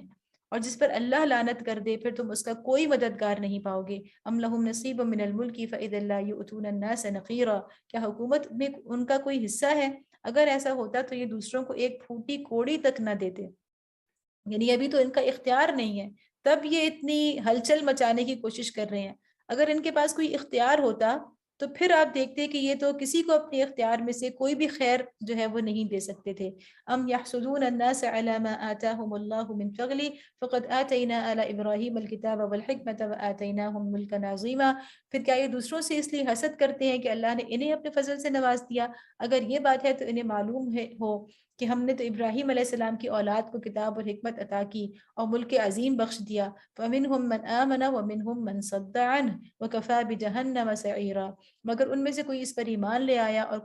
کوئی اس سے منہ موڑ گیا، اور منہ موڑنے والوں کے لیے تو بس جہنم کی بھڑکتی ہوئی آگ ہی کافی ہے۔ یہاں وہ ابراہیم علیہ السلام کی وہ دعا یاد کیجئے جب وہ تعمیر کعبہ کر رہے تھے، جو ہم نے سورۃ البقرہ میں پڑھا تھا، اور اس وقت انہوں نے کہا تھا کہ جب اللہ نے کہا کہ میں تو انی جاعلک للناس اماما، میں آپ کو تمام انسانیت کا امام بنا رہا ہوں، تو ابراہیم علیہ السلام نے فرمایا تھا کہ قال ومن ذریتی، کہ میری ذریت کے بارے میں کیا حکم ہوگا؟ تو اللہ تعالیٰ نے فوراً کہا تھا لا ینال عہد الظالمین، کہ تمہاری ذریت میں سے جو لوگ ظالم ہوں گے ان کو میں امامت کا، میرا جو وعدہ ہے دنیا کی امامت کا، پیشوائی کا، رہنمائی کا، وہ تمہاری اولاد میں سے جو ظالم ہوں گے ان کے ساتھ نہیں ہے۔ البتہ رزق کی جب اللہ نے بات کی تھی تو وہ اللہ نے فرمایا کہ وہ سب کے لیے ہوگا، لیکن امامت کن کے لیے ہوگی؟ جو ظالم نہیں ہوں گے۔ تو اللہ تعالیٰ یہی وہ ان کو یاد دلا رہے ہیں کہ ہم نے تو تمہیں ابراہیم کی ملت پر قائم کر دیا تھا، اور تمہیں کتاب اور حکمت تمہارے ابراہیم علیہ السلام جو تمہارے بزرگ تھے، جو تمہارے پیغمبر تھے، ان کو دے دی تھی، لیکن تم نے خود جو ہے وہ ٹیڑھ کا راستہ اختیار کیا، اور نہ صرف خود ہٹے بلکہ دوسروں کو بھی اس راستے سے ہٹانے والے بنے۔ تو اس لیے ابراہیم علیہ السلام سے اللہ تعالیٰ نے اسی وقت کہہ دیا تھا کہ ظالموں سے ان کا وعدہ نہیں ہے۔ ان الذین کفروا بآیاتنا سوف نصلیہم نارا، جن لوگوں نے ہماری آیات کو ماننے سے انکار کر دیا ہے انہیں بالیقین ہم آگ میں جھونکیں گے۔ کلما نضجت جلودهم بدلناهم جلودا غیرها لیذوقوا العذاب ان اللہ کان عزیزا حکیما، اور جب ان کے بدن کی کھال گل جائے گی تو اس کی جگہ دوسری کھال پیدا کر دیں گے تاکہ وہ خوب عذاب کا مزہ چکھیں۔ اللہ بڑی قدرت رکھتا ہے اور اپنے فیصلوں کو عمل میں لانے کی حکمت خوب جانتا ہے۔ والذین آمنوا وعملوا الصالحات سندخلهم جنات تجری من تحتها الانہار خالدین فیہا ابدا لهم فیہا ازواج مطہرۃ وندخلهم ظلا ظلیلا، اور جن لوگوں نے ہماری آیات کو مان لیا اور نیک عمل کیے ان کو ہم ایسے باغوں میں داخل کریں گے جن کے نیچے نہریں بہتی ہوں گی، جہاں وہ ہمیشہ ہمیشہ رہیں گے، اور ان کو پاکیزہ بیویاں ملیں گی اور انہیں ہم گھنی چھاؤں میں رکھیں گے۔ ربنا تقبل منا انك انت السميع العليم وتب علينا انك انت التواب الرحيم، وصلی اللہ تعالی علی خیر خلقہ محمد وعلى آلہ وصحبہ اجمعین برحمتک یا ارحم الراحمین۔